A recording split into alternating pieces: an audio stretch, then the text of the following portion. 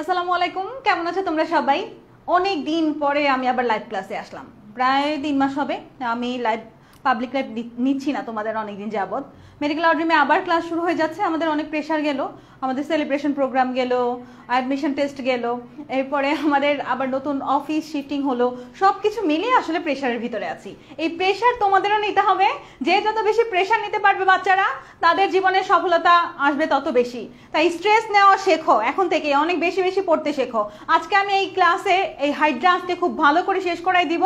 সবাই দ্রুত জয়েন করো, ফ্রেন্ডদেরকে মেনশন করো, এবং কারা আজকে এই প্রথম আমার ক্লাস করতেছো তারা একটু কমেন্ট করে জানিয়ে দাও। আমি একটু নতুনদের চেহারা দেখতে চাচ্ছি।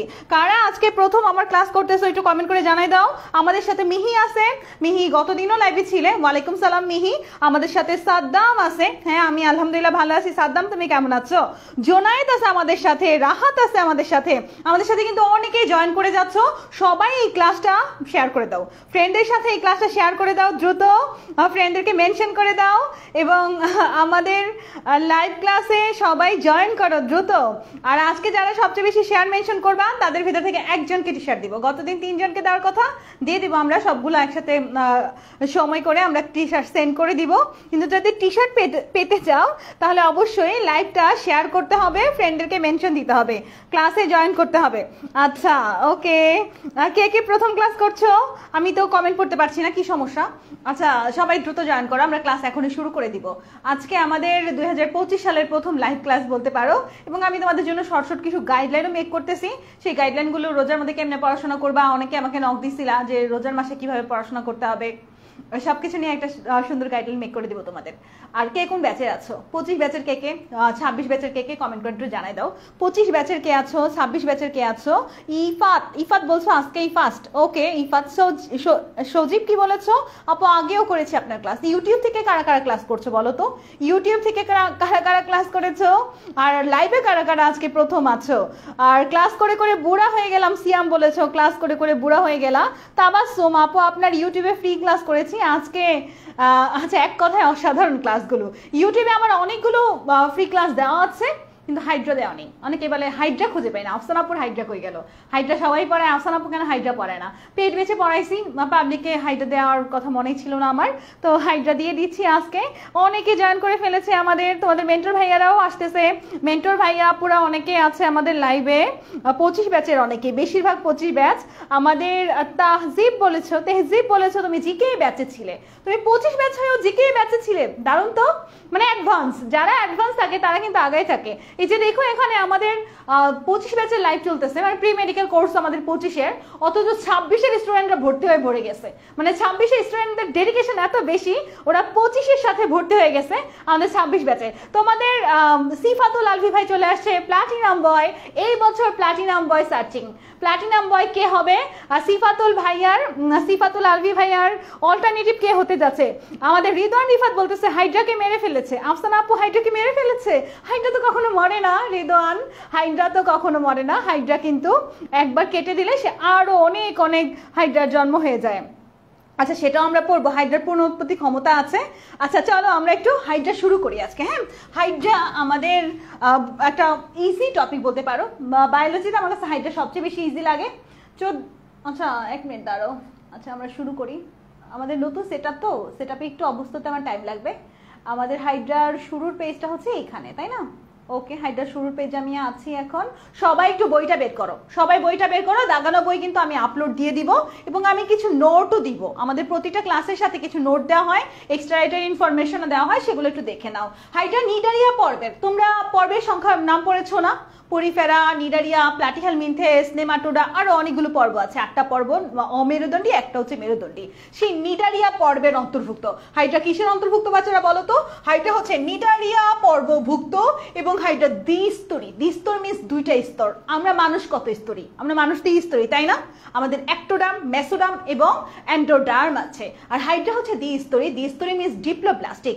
হাইড্রা কি বলতো? হাইড্রা দ্বিস্তরী। দ্বিস্তরী মানেই হচ্ছে ডিপ্লোব্লাস্টিক, এবং হাইড্রার আবিষ্কারকের নাম হচ্ছে আব্রাহাম ট্রেমলে। আব্রাহাম ট্রেমলে লিখতে আ লাগে, আবিষ্কারক লিখতে আ লাগে, অর্থাৎ আ ইজ ইকুয়াল টু আ, আফসানা ইজ ইকুয়াল টু আফসানাই, বুঝছো? অর্থাৎ আবিষ্কারক আব্রাহাম ট্রেমলে। আবিষ্কারক কে বলো তো বাচ্চারা দ্রুত? আবিষ্কারক আব্রাহাম ট্রেমলে। এবং এই আব্রাহাম ট্রেমলে রিজেনারেশন শব্দটার কথা বলেছে, হাইড্রার পুনরুৎপত্তির ক্ষমতা। পুনরুৎপত্তি মিন্স হচ্ছে রিজেনারেশন ক্ষমতা, রিজেনারেশন পাওয়ার আছে হাইড্রার। কি আছে বলো তো? রিজেনারেশন পাওয়ার আছে হাইড্রার, রিজেনারেশন পাওয়ার আছে। আমাদের দেহ কিছু অর্গানের রিজেনারেশন পাওয়ার আছে, দেখি তো জানো কিনা? আমাদের দেহের ভিতরে কিছু অর্গান আছে যাদের রিজেনারেশন পাওয়ার আছে, দেখি বলতে পারো কিনা? আমাদের হাইড্রার পুনরুৎপত্তি ক্ষমতার কথা বলেছে আব্রাহাম ট্রেমলে, এবং এই আব্রাহাম ট্রেমলেকে হাইড্রার আবিষ্কারক বলা হয়ে থাকে। আব্রাহাম ট্রেমলেকে কি বলা হয় বাচ্চারা?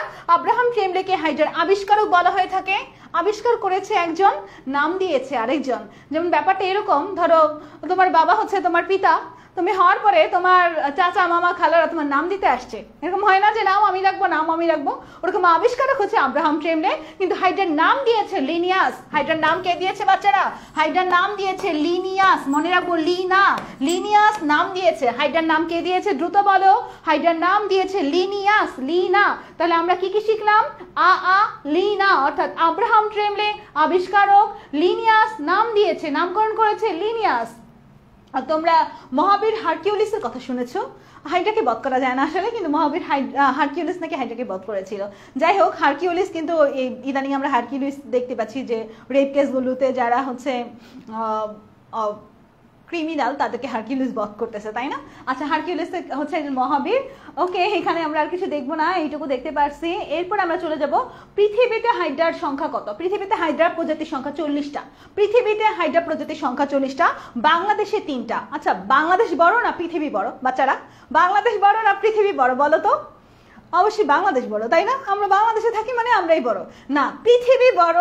পৃথিবী বড় বলে পৃথিবীতে হাইড্রার সংখ্যা 40টা, বাংলাদেশে হাইড্রার সংখ্যা 3টা। পৃথিবী বড় বলে পৃথিবীতে হাইড্রার সংখ্যা 40টা, বড় জায়গায় বেশি জিনিস থাকবে, এটাই তো স্বাভাবিক। পৃথিবীতে হাইড্রার সংখ্যা 40টা, বাংলাদেশে 3টা। পৃথিবীতে হাইড্রার সংখ্যা 40টা, বাংলাদেশে 3টা। চলো বাংলাদেশে 3টা কি কি আছে একটু দেখে নেই। বাংলাদেশে 3টার মধ্যে একটা হচ্ছে বর্ণহীন হলুদ বাদামি Hydra vulgaris, Hydra vulgaris, Hydra viridissima, Hydra oligactis. Hydra vulgaris, Hydra viridissima, Hydra oligactis. দেখো হাইড্রা ভলগারিস, এই হাইড্রা ভলগারিস হচ্ছে হলুদ বাদামি, তাই না? কে বলেছে? হলুদ বাদামির কথা বলেছে আজমল স্যার। আজমল স্যার যা বলেছে, আলিম স্যার এটার অল্টারনেটিভ বলেছে কমলা লাল বর্ণ। আলিম স্যার এই ভলগারিসকেই বলেছে কমলা লাল বর্ণ। আলিম স্যারের বইতে আদার্স ইনফোগুলো প্রায় কাছাকাছি সবকিছু থাকলেও এইটা একটু আলাদা লিখে নাও বাচ্চারা। হাইড্রা হচ্ছে হলুদ বাদামি, এটা বলেছে আজমল স্যার। হাইড্রা ভলগারিস হচ্ছে কমলা লাল বর্ণ, এটা বলেছে আলিম স্যার। এই দাগানো বইটা আমি এই মাত্র দাগাইছি, একটু আগে দাগাইছি, দাগায় রেডি করে ক্লাসে আসতে তোমার 5 মিনিট দেরি হয়েছে এর জন্য। আচ্ছা দেখো, তারপর সবুজ বর্ণের হচ্ছে হাইড্রা ভিড্রিসিমা, হাইড্রা ভিরিডিসও বলা যায়, ক্লোরোহাইড্রা ভিড্রিসিমা বলা যায়। দেখো ক্লোরোহাইড্রা, ক্লোরো কিছু থাকলে সেটাকে আমরা কি বুঝি? ক্লোরো শব্দটা যদি থাকে তাহলে সেটাকে আমরা কি বুঝি বলো তো? ক্লোরো শব্দ থাকা মানেই সবুজ। ক্লোরো থাকা মানে কি বলো তো? ক্লোরো থাকা মানে সবুজ। দ্যাট মিন্স সবুজ বর্ণের হচ্ছে ক্লোরোহাইড্রা ভিড্রিসিমা, সবুজ বর্ণের হচ্ছে ক্লোরোহাইড্রা ভিড্রিসিমা। বাদামি বর্ণের হাইড্রা অলিগ্যাক্টিস, বাদামি বর্ণের হাইড্রা অলিগ্যাক্টিস, এটাকে হাইড্রা ফুস্কাও বলা হয়। বাদামি বর্ণের হাইড্রা অলিগ্যাক্টিস, এটাকে হাইড্রা ফুস্কাও বলা হয়, ঠিক আছে? ওকে, তুমি মনে রাখতে পারো ভারতের ফুচকা ভালো। ভারতের ফুচকা কে খেয়েছো? ভারতের ফুচকা কে কে খেয়েছো বলো তো বাচ্চারা? ভারতের ফুচকা ভালো, ভারতের ফুচকা ভালো। ভারত দিয়ে হচ্ছে ভিড্রিসিমা, ফুচকা দিয়ে হাইড্রা ফুচকা, এবং ভালো দিয়ে হচ্ছে ভলগারিস, ভালো দিয়ে হচ্ছে ভলগারিস। তাহলে নামগুলো আমরা মনে রাখতে পারবো না বাচ্চারা? নামগুলো কিন্তু আমরা খুব ভালোভাবে মনে রাখতে পারবো। এখন চলো আমরা হাইড্রার স্বভাব এবং বাসস্থান সম্পর্কে জানি। হাইড্রা একটা কিছুর মধ্যে লেগে থেকে এভাবে এইভাবে ঝুলতে থাকে। হাইড্রা কি হয় বলো তো? হাইড্রা এইভাবে নিম্নমুখী হয়ে ঝুলতে থাকে। তাহলে এই লাইনটা সত্য মিথ্যাতে আসতে পারে। নিম্ন পৃষ্ঠের সংলগ্ন থেকে হাইড্রা এইভাবে ঝুলতে থাকে, নিম্ন পৃষ্ঠের সংলগ্ন থেকে হাইড্রা এইভাবে ঝুলতে থাকে। এবং হাইড্রার স্বভাবের মধ্যে আমরা দেখতে পাচ্ছি হাইড্রা মুক্তজীবী। হাইড্রা কিরকম? মুক্তজীবী। যেমনি সামনে চলতে পারে। মুক্তজীবী মিঠা পানিতে থাকে। হাইড্রা কোথায় থাকে? মিঠা পানিতে থাকে। এবং হাইড্রা কি রকম? হাইড্রা মাংসাশী, অর্থাৎ অন্য কোনো প্রাণী খেয়ে জীবন ধারণ করে। আমরা কি বাচ্চারা? মাংসাশী মিন্স কার্নিভোরাস। মাংসাশী মানে কি বলো তো বাচ্চারা? মাংসাশী মানে হচ্ছে কার্নিভোরাস। এবং তোমরা যখন ঘাসফড়িং পড়বা, ঘাসফড়িং দেখবা তৃণভোজী, যারা তৃণ খায় তাদের বলে হার্বিভোরাস হচ্ছে তৃণভোজী হচ্ছে হার্বিভোরাস, এটা হচ্ছে ঘাসফড়িং। এবং আমরা সর্বভুক। আমরা কি খাই? সবকিছুই খাই, তাই না? আমরা সর্বভুক, দ্যাট মিনস আমরা অমনিভোরাস। আমরা কি বলো তো বাচ্চারা? সর্বভুক। মানুষ হচ্ছে সর্বভুক, সব খায়, যা পায় তাই খায়। এটা হচ্ছে অমনিভোরাস।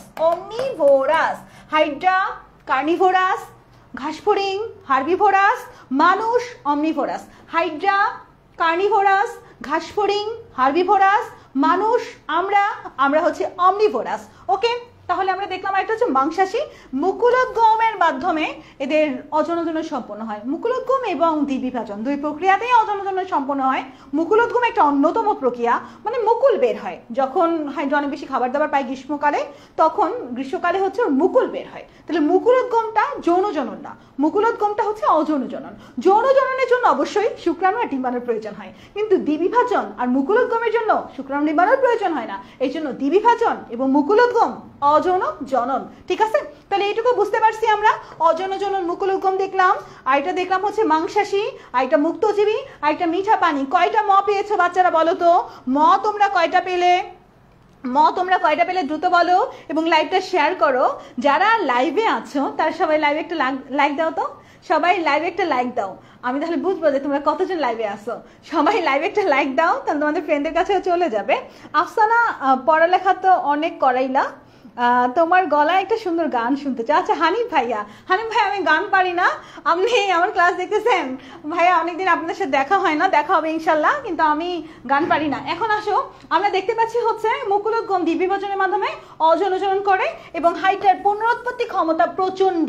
পুনরুৎপত্তি ক্ষমতা মিন্স রিজেনারেশন। তোমাদের বলছিলাম আমাদের দেহে একটা রিজেনারেশন পাওয়ার সম্পূর্ণ অর্গানের নাম বলো তো কি সেটা? লিভার। লিভারে কিন্তু রিজেনারেশন পাওয়ার আছে। লিভার কেটে দিলে আবার কিন্তু লিভার হয়ে যায়, বুঝছো? তাহলে এইটুকু আমরা দেখলাম, এখান থেকে আমরা আর কিছু দেখবো না। এই পেজটা আমাদের পড়া হয়ে গেছে। এবং এখানে একটা ইম্পর্টেন্ট কথা আছে, খেয়াল করো। দেহ প্রাচীরের মাধ্যমে ব্যাপন প্রক্রিয়ায় শ্বসন ও রেচন সম্পূর্ণ হয়। দেখো, দেহ প্রাচীরের মাধ্যমে কোন প্রক্রিয়ায়? ব্যাপন প্রক্রিয়ায়। পরীক্ষায় যদি আসে হাইড্রার শ্বসন ও রেচন কোন প্রক্রিয়ায় সম্পন্ন হয়? হাইড্রার শ্বসন ও রেচন কোন প্রক্রিয়ায় সম্পন্ন হয় বাচ্চারা? হাইড্রার শ্বসন ও রেচন ব্যাপন অর্থাৎ ডিফিউশন প্রক্রিয়ায় সম্পন্ন হয়। হাইড্রার শ্বসন ও রেচন ব্যাপন অর্থাৎ ডিফিউশন প্রক্রিয়ায় সম্পন্ন হয়। এই যে আমরা হাইড্রার ছবি দেখতেছি, তাই না? এখানে কিন্তু অনেকগুলো হাইড্রার ছবি দেওয়া আছে। হাইড্রা ভলগারিস দেখতে কিরকম বাচ্চারা? বর্ণহীন। হাইড্রা ভিড্রিসিমা দেখতে কিরকম? সবুজ। দেখো, ছবি দেখে শিখতে হবে কিন্তু। হাইড্রা অলিগেক্টিস দেখতে কিরকম? হাইড্রা অলিগেক্টিস দেখতে কিন্তু বাদামি বর্ণ। তাহলে বর্ণগুলো মনে থাকবে না? হাইড্রা ভলগারিস বর্ণহীন, হাইড্রা ভিড্রিসিমা সবুজ বর্ণের, হাইড্রা অলিগেক্টিস বাদামি বর্ণের। এরপরে আসো আমাদের হাইড্রা তো একটা প্রাণী, যেহেতু হাইড্রা প্রাণী তাই কিংডমটা কি হবে? হাইড্রা যেহেতু একটা প্রাণী তাহলে কিংডম হবে অ্যানিম্যালিয়া। হাইড্রা যেহেতু একটা প্রাণী তাহলে কিংডম কি হবে? অ্যানিম্যালিয়া। এবং ক্লাস হাইড্রোজোয়া, অর্ডার হচ্ছে হাইড্রেডিয়া, আর ফ্যামিলি হচ্ছে হাইড্রেডেই। দেখো, যেখানেই ফ্যামিলি সেখানেই ডিএই। ডিএই মানে হচ্ছে ফ্যামিলি। এটা মার্ক করে রাখো তো, এটা দিয়ে সপ্তমিতে কোশ্চেন হয়। ডিএই থাকলে সেটা ফ্যামিলি। স্পেসিস হচ্ছে হাইড্রা ভলগারিস। যখন আমরা লিখবো তখন নিচে কি করব? একটা দাগ দিয়ে দিব।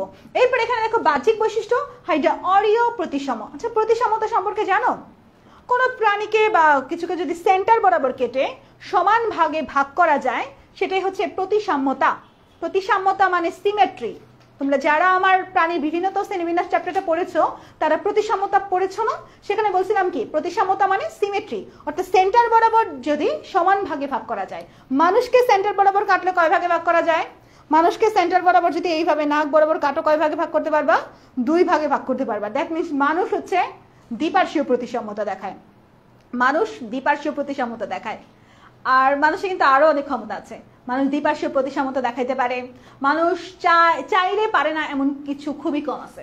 মানুষ চাইলে পারে না এমন কিছু কিন্তু খুবই কম আছে। বাচ্চারা, তোমরা যদি আজকে এখানে যারা আছো তারা যদি মনে থেকে চাও যে চান্স পাবা, ডাক্তার হবা, যদি তুমি ভালো মার্ক তুলো, তারপরে দেখা যায় 5,000 5,500 ভিতর থাকতে পারলে তুমি কিন্তু ডাক্তার হইতে পারবা না। আমাদের যেহেতু লিমিটেশন আছে, এই 5,000 5,500 ভিতর থাকতে হইলে তোমার অনেক বেশি পড়তে হবে, অনেক বেশি পড়ে কম্পিটিশন টিকে তারপর ডাক্তার হইতে হবে। তাই মানুষ চাইলে অনেক কিছুই পারে, মানুষ দ্বিপার্শ্বীয় প্রতিসমতা দেখায়, আপাতত এইটুকু জানো।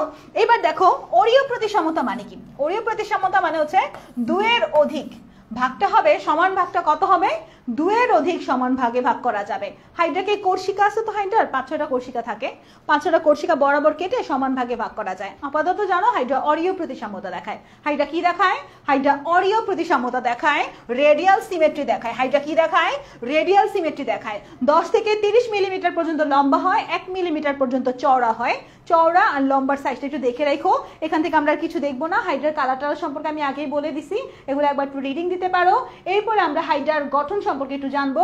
হাইড্রার দেহকে প্রধানত 3টা ভাগে ভাগ করা হয়েছে। হাইড্রার দেহকে কয়টা ভাগে ভাগ করা হয়েছে, হাইড্রার দেহকে 3টা অংশে ভাগ করা হয়েছে। হাইপোস্টোম, দেহকাণ্ড, পদতল। এটা আমরা মনে রাখবো হাই দ্বীপ কথাটা দিয়ে। দ্বীপ নামে কেউ আছে এখানে, হাই দ্বীপ। আচ্ছা দীপভদ্র, আমাদের দীপভদ্র কিন্তু গত বছর 2বার প্রি মেডিকেল করেছে। 2বার বলতে 26 ব্যাচ যদি এখন ভর্তি হয় 25 সাথে একবার, তারপরে আবার 26-এর সময় যদি 26 ভর্তি হয় তাহলে আরেকবার। দীপভদ্র 2বার প্রি মেডিকেল করেছে এবং ঢাকা মেডিকেল কলেজে চান্স পেয়েছে দীপভদ্র। তো তোমরাও এরকম যারা আছো 26 ব্যাচের সামনে কিন্তু চান্স পেয়ে যেতে পারো দীপের মতো ঢাকা মেডিকেল কলেজে। তাই আমাদের প্রি মেডিকেল কোর্সে দ্রুত জয়েন করে ফেলো। আমাদের প্রি মেডিকেল কোর্সে 6,990 টাকাতে ভর্তি চলতেছে। আমরা প্রি মেডিকেল কোর্সে বই দিচ্ছি, 12টার মতো বই দিব তোমাদের। আবার এই কোর্সে ভর্তি হলে তোমরা কিন্তু পরবর্তীতে হোয়াইট অ্যাপ্রন ব্যাচ পেয়ে যাচ্ছ, জিকে ইংলিশ কোর্স পেয়ে যাচ্ছ। প্রি মেডিকেল কোর্স ফাটাফাটি হয় ভাই। প্রি মেডিকেল কোর্সে যারা ভর্তি হয় ম্যাক্সিমাম স্টুডেন্ট ভালো ভালো মেডিকেল কলেজে চান্স পাচ্ছে। মানে হঠাৎ মেসেজ দিয়ে বলে আপু আমি প্রি মেডিকেলে ছিলাম, মানে আমার দেখতে ভালো লাগে এগুলো, বুঝছো। প্রি মেডিকেল যারা তাদের আমরা প্রায় 1.5 বছর মতো কেয়ার করার বা 1-1.5 বছর মতো কেয়ার করার টাইম পাই। এই বছর যদিও টাইম কম, 1 বছর পাচ্ছি। আরো প্রি মেডিকেল ফার্স্ট ইয়ার একদম 5.0 তে যারা আছে তারা কিন্তু আরো 3 মাস 4 মাস আগে থেকে আছে আমাদের সাথে। হাইপোস্টোম, দেহকাণ্ড এবং পদতল, এই 3টা আমরা মনে রাখবো কি দিয়ে, হাই দ্বীপ কথাটা দিয়ে। হাই দিয়ে হাইপোস্টোম, দ্বীপের দ দিয়ে দেহকাণ্ড, প দিয়ে হচ্ছে পদতল। এরপরে হাইপোস্টোম হচ্ছে মুখপান্ত্রে অবস্থিত, মোচাকার, সংকোচন প্রসারণশীল। আমি যদি ছবিটা একটু দেখাই তোমাদের, হাইপোস্টোমের ছবিটার দিকে তাকাও। এই যে এটা হচ্ছে হাইপোস্টোম, এটা একটা হাইড্রা, এটা হচ্ছে হাইপোস্টোম। হাইপোস্টোমটা সংকোচন প্রসারণ ক্ষমতা সম্পন্ন। এই জায়গায় মুখছিদ্র আছে। হাইপোস্টোমের 4 দিক থেকে আমাদের কোর্সিকা বের হচ্ছে, দেখছো। হাইপোস্টোমের 4 দিক থেকে কিন্তু কোর্সিকা বের হচ্ছে। হাইপোস্টোমের গোড়ার 4 দিক ঘিরে 6 থেকে 10টি সরু সংকোচনশীল আমাদের কোর্সিকা বের হচ্ছে। এবং কোর্সিকার মধ্যে গিট টাইপের দেখতে পাচ্ছ না, কোর্সিকার মধ্যে কিন্তু আমরা একটু গিট টাইপের দেখতে পাচ্ছি, এখানে গিট টাইপের, তাই না। এই টাইপের ব্যাপারটা হচ্ছে টিউমারের মতো। এটাকে নেমাটোসিস্ট ব্যাটারি বলে। এটাকে কি বলে, নেমাটোসিস্ট ব্যাটারি বলে। কোর্সিকার বহিঃপ্রাচীরে অসংখ্য টিউমারের মতো ক্ষুদ্র কিছু দেখতে পাওয়া যায়, সেটাকে কি বলে কমেন্ট করে জানাও। কোর্সিকার বহিঃপ্রাচীরে অসংখ্য টিউমারের মতো ক্ষুদ্র কিছু দেখতে পাওয়া যায়, সেই জিনিসটার নাম কি, দ্রুত কমেন্ট করো বাচ্চারা। সেই জিনিসটার নাম কি, সেটা হচ্ছে নেমাটোসিস্ট ব্যাটারি। সেটার নাম কি বলো তো, সেটা হচ্ছে নেমাটোসিস্ট ব্যাটারি। আমরা প্রত্যেকটা ব্যাটারিতে কয়েক ধরনের নেমাটোসিস্ট দেখতে পাবো। এখান থেকে আর কিছু লাগবে না আমাদের, এখান থেকে আমাদের আর কিছু লাগবে না। আচ্ছা 1 মিনিট একটু ওয়েট করো। আমি আচ্ছা এরপরে কোর্সিকার কাজটা কি, কোর্সিকার কাজটা একটু দেখো। 1 মিনিট। আচ্ছা মাউসটা চলতেছে না কেন, অনেক নিচে চলে আসছে মনে হয় না। ওকে, কোর্সিকা নেমাটোসিস্ট পরস্পর আহার সংগ্রহ করতে সাহায্য করে। এই যে আমাদের কোর্সিকা না, কোর্সিকা হচ্ছে তোমার আহার সংগ্রহ, চলন এবং আত্মরক্ষায় অংশগ্রহণ করে। তাহলে আমাদের কোর্সিকার কাজ হচ্ছে 3টা। একটা হচ্ছে আহার সংগ্রহ, চলন এবং আত্মরক্ষা। আহার সংগ্রহ, চলন এবং আত্মরক্ষায় কাজ করে হচ্ছে আমাদের কোর্সিকা। এই 3টা কাজ একটু খেয়াল রাখলা, এখান থেকে আর কিছু লাগবে না। এবার মুকুল কখন তৈরি হয় দেখো। মুকুল তৈরি হয় গ্রীষ্মকালে। মুকুল কখন তৈরি হয়, মুকুল তৈরি হয় গ্রীষ্মকালে। আমরা দেখতে পাচ্ছি আমাদের কোর্সিকা, তারপরে হচ্ছে এখান থেকে মুকুল বের হচ্ছে, আরেকটা হচ্ছে দেখতে পাচ্ছ জননাঙ্গ। এই 3টা জিনিস কোথায় আছে বলো তো, এই 3টা জিনিস হাইড্রার দেহকাণ্ডের মধ্যে আছে। হাইপোস্টোমের গোড়া দিয়ে বের হচ্ছে, কিন্তু হাইপোস্টোম থেকে না, কিন্তু কোর্সিকা হাইপোস্টোমের গোড়া দিয়ে বের হচ্ছে, দ্যাট মিনস সে হচ্ছে দেহের একটা অংশ। এরপরে দেহের মধ্যে আমরা কি দেখতে পাচ্ছি, ডিম্বাশয় আর শুক্রাশয়, দ্যাট মিনস এটা জননাঙ্গ, এটাও দেহের ভিতরেই আছে। এবং মুকুলে বের হচ্ছে কোথায় থেকে, দেহ থেকে। তাহলে দেহ থেকে আমরা কি কি পেলাম, আমরা কোর্সিকা পেলাম, মুকুল পেলাম, মুকুলোদ্গম পেলাম, আর হচ্ছে জননাঙ্গ পেলাম। দেহে আমরা কি পড়ি? কামিজ পড়ি। তাহলে এই তিনটা জিনিস আমরা কি দিয়ে মনে রাখবো? এই তিনটা জিনিস আমরা কামিজ কথাটা দিয়ে মনে রাখবো। ক দিয়ে হচ্ছে কর্ষিকা, ম দিয়ে হচ্ছে মুকুলোদ্গম, আর জ দিয়ে হচ্ছে জননাঙ্গ। উপরের দিকে শুক্রাশয়, নিচের দিকে ডিম্বাশয়। ডিম্বাশয়টা কোথায় বাচ্চারা? ডিম্বাশয়টা কিন্তু নিচের দিকে, শুক্রাশয়টা উপরের দিকে। তাই আমরা নি ডি কথাটা দিয়ে মনে রাখতে পারি। নি দিয়ে হচ্ছে নিচের দিকে, ডি দিয়ে হচ্ছে ডিম্বাশয়। নি দিয়ে হচ্ছে নিচের দিকে, ডি দিয়ে হচ্ছে ডিম্বাশয়। এবং মুকুল কখন বের হয়? যখন প্রচুর পরিমাণে খাবার পায় হাইড্রা, তখন, দ্যাট মিনস গ্রীষ্মকালে। কখন বের হয় বলো তো? মুকুল বের হয় গ্রীষ্মকালে। এটা খুব ভালো করে মনে রেখো। মুকুল কখন বের হয়? মুকুল বের হয় গ্রীষ্মকালে। এবং এই মুকুলোদ্গম কিন্তু হাইড্রার অন্যতম অযৌনজনন প্রক্রিয়া। মেডিকেল ভর্তি পরীক্ষার কোশ্চেন, হাইড্রার অন্যতম অযৌনজনন প্রক্রিয়ার নাম কি বলো তো? মুকুলোদ্গম। এটা খুব ভালো করে পড়তে হবে। জননাঙ্গ কখন তৈরি হয়? দেখো, মুকুল তৈরি হয় গ্রীষ্মকালে, আর জননাঙ্গ তৈরি হয় হেমন্ত ও শীতকালে। হেমন্ত ও শীতকালে দেহের ঊর্ধ্বাংশে এবং নিচের দিকে আমরা দেখতে পাচ্ছি হচ্ছে তোমার শুক্রাশয় আর ডিম্বাশয় তৈরি হচ্ছে। ডিম্বাশয়টা নিচের দিকে থাকে, শুক্রাশয়টা উপরের দিকে থাকে। ডিম্বাশয়টা হচ্ছে তোমার গোলাকার, আর শুক্রাশয়টা কোণাকার। জাস্ট এইটুকু মনে রাখলে এনাফ, এখান থেকে আমাদের আর কিছু লাগবে না। এরপর আমরা চলে যাবো পাদচাকতিতে। পাদচাকতি একদম নিচের দিকে, দেখো এটা হচ্ছে পাদচাকতি, একদম নিচের দিকে। পাদচাকতি দিয়ে কি হয়? পাদচাকতি দিয়ে লেগে থাকে। ধরো এরকম করে নিম্নমুখী হয়ে ঝুলতে থাকে না, পাদচাকতি দিয়ে লেগে থাকে। প্রথমত আমরা দেখলাম পাদচাকতি বা পদতল দিয়ে হচ্ছে লেগে থাকে। এরপরে এই পাদচাকতি বা পদতল হচ্ছে ভাসিয়ে রাখতেও সাহায্য করে, ভাসিয়ে রাখতেও সাহায্য করে। আর পাদচাকতি বা পদতল দিয়ে কি হবে? চলবে। আমরা কি করি? আমাদের পা দিয়ে আমরা চলি না? তাহলে চলবে। দ্যাট মিনস আমাদের এই পাদচাকতির তিনটা কাজ। একটা হচ্ছে চলন, আরেকটা হচ্ছে লেগে থাকা, আরেকটা হচ্ছে ভাসিয়ে রাখা। তাহলে আমরা এই তিনটা কাজ মনে রাখবো চল ভ কথাটা দিয়ে। চ দিয়ে চলন, ল দিয়ে লেগে থাকা, ভ দিয়ে ভাসিয়ে রাখা। চ দিয়ে চলন, ল দিয়ে লেগে থাকা, ভ দিয়ে ভাসিয়ে রাখা। তাহলে পাদচাকতির তিনটা কাজ: চলন, লেগে থাকা, ভাসিয়ে রাখা। ডিপ্লোব্লাস্টিক বা দ্বিস্তরী, আমরা জানি ত্রিস্তরী এবং দ্বিস্তরী দুই রকমের প্রাণীর কথা, তাই না? দ্বিস্তরী যারা, তাদের বাইরের দিকে হচ্ছে এক্টোডার্ম এবং ভেতরের দিকে এন্ডোডার্ম আছে। বাইরের এক্টোডার্মটা এপিডার্মিসে কনভার্ট হবে, আর ভেতরের এন্ডোডার্মটা গ্যাস্ট্রোডার্মিসে কনভার্ট হবে। এই দুইটা এপিডার্মিস আর গ্যাস্ট্রোডার্মিসের মাঝখানে যে খালি জায়গা, এই খালি জায়গাটাতে মেসোডার্ম না থেকে মেসোগ্লিয়া থাকবে। দ্বিস্তরী প্রাণীদের কি হয় বলো তো বাচ্চারা? দ্বিস্তরী প্রাণীদের এক্টোডার্ম এবং এন্ডোডার্মের মাঝে, অর্থাৎ এপিডার্মিস এবং গ্যাস্ট্রোডার্মিসের মাঝে আমাদের কিছু জেলির মতো পদার্থ আমরা দেখতে পাবো। এই জিনিসটার নাম হচ্ছে মেসোগ্লিয়া। এই দুইটা স্তরের মাঝখানে একটা অকোষীয় জেলির মতো মেসোগ্লিয়া দেখতে পাওয়া যায়। অকোষীয় জেলির মতো মেসোগ্লিয়া দেখতে পাওয়া যায়, বা সেটাই, আর কিছু না। এবং পরীক্ষা যদি আসে ডিপ্লোব্লাস্টিকের একটা আদর্শ উদাহরণ বলো, তাহলে তুমি হাইড্রার কথা বলে দিতে পারো। এই যে আমি একটু আগেই বলেছি, আমাদের এপিডার্মিস, গ্যাস্ট্রোডার্মিস, এই দুটার মাঝখানে কি থাকে? মাঝখানে থাকে মেসোগ্লিয়া। এবং আমি আলিম স্যারের বই থেকে দুটো ইম্পর্টেন্ট লাইন এনেছি বাচ্চারা, দেখো। এপিডার্মিস দেহ প্রাচীরের 1/3 গঠন করে। এপিডার্মিস দেহ প্রাচীরের কতটুকু গঠন করে? এপিডার্মিস দেহ প্রাচীরের 1/3 গঠন করে। গ্যাস্ট্রোডার্মিস দেহ প্রাচীরের 2/3 গঠন করে। Epidermis 1/3, gastrodermis 2/3। Epidermis 1/3, gastrodermis 2/3। বা সেইটুকু পড়লেই এনাফ। এবার এই ছবিটার দিকে একবার তোমরা তাকাবো। এই ছবিটা একটু দেখো। হাইড্রাকে যদি লম্বালম্বি ভাবে কাটি, আমরা অনুদৈর্ঘ্য ভাবে যদি লম্বচ্ছেদ করি, হাইড্রাকে লম্বচ্ছেদ করলে কি দেখা যায়? হাইড্রার বাইরের দিকে আছে এপিডার্মিস, বাইরের দিকে এপিডার্মিস, এবং ভেতরের দিকে হচ্ছে গ্যাস্ট্রোডার্মিস। বাইরে এপিডার্মিসের কোষ, ভেতরে গ্যাস্ট্রোডার্মিসের কোষ। এপিডার্মিস আর গ্যাস্ট্রোডার্মিসের মাঝে কি আছে বাচ্চারা? এপিডার্মিস আর গ্যাস্ট্রোডার্মিসের মাঝে যে সবুজ রঙে করা এখানে দেখতে পাচ্ছ, এটার নাম হচ্ছে মেসোগ্লিয়া। এটার নাম কি? এটা হচ্ছে মেসোগ্লিয়া। এবং আমরা এখান থেকে আবার কি বের হতে দেখতে পাচ্ছি? মুকুল দেখতে পাচ্ছি। এই যে আমাদের খেয়াল করে দেখো, বাইরের দিকে এপিডার্মিস, ভেতর দিকে গ্যাস্ট্রোডার্মিস। এখানে একটা কি একটা তোমার একটা গর্তের মতো কিছু দেখতে পাচ্ছ না? একটা গর্তের মতো কিছু দেখতে পাচ্ছি আমরা, বা ফাঁকা একটা জায়গা দেখতে পাচ্ছ, ফাঁপা একটা জায়গা, খালি একটা জায়গা। এই জায়গাটা সিলেন্টারন। এই জায়গাটার নাম কি? সিলেন্টারন। এবং সিলেন্টারনের চারপাশে কোন কোষ আছে তোমরা একটু বলো তো? সিলেন্টারনের চারপাশে ঘিরে আছে এপিডার্মিসের কোষ না গ্যাস্ট্রোডার্মিসের কোষ? বাচ্চারা তাড়াতাড়ি বলো, সিলেন্টারনের চারপাশে এপিডার্মিসের কোষ আছে না গ্যাস্ট্রোডার্মিসের কোষ আছে? সিলেন্টারনের চারপাশে কিন্তু গ্যাস্ট্রোডার্মিসের কোষ আছে। সিলেন্টারন, এটা সিলেন্টারন, সিলেন্টারনের চারপাশে কোন কোষ? গ্যাস্ট্রোডার্মিসের কোষ। এর জন্য সিলেন্টারনকে বলা হয় গ্যাস্ট্রোভাস্কুলার ক্যাভিটি। সিলেন্টারনকে কি বলা হয়? সিলেন্টারনকে এর জন্য বলা হয় gastrovascular cavity. Gastrovascular cavity, blind gut বা ব্লাইন্ড স্যাক নামেও পরিচিত এই সিলেন্টারন। তাহলে সিলেন্টারনের চারপাশে কোন কোষ আছে? কমেন্ট করে দ্রুত জানাও। সিলেন্টারনের চারপাশে কোন ধরনের কোষ আছে? সিলেন্টারনের চারপাশে কিন্তু গ্যাস্ট্রোডার্মিসের কোষ আছে। তাই সিলেন্টারনকে বলা হয় গ্যাস্ট্রোভাস্কুলার ক্যাভিটি। সিলেন্টারনকে বলা হয় গ্যাস্ট্রোভাস্কুলার ক্যাভিটি। ওকে, এইটুকু ক্লিয়ার না বাচ্চারা? এইটুকু কিন্তু আমরা ক্লিয়ার। ছবিগুলো দেখতে পারো, এখানে আমাদের লম্ব সেতু দেওয়া আছে, প্রস্থ সেতু দেওয়া আছে।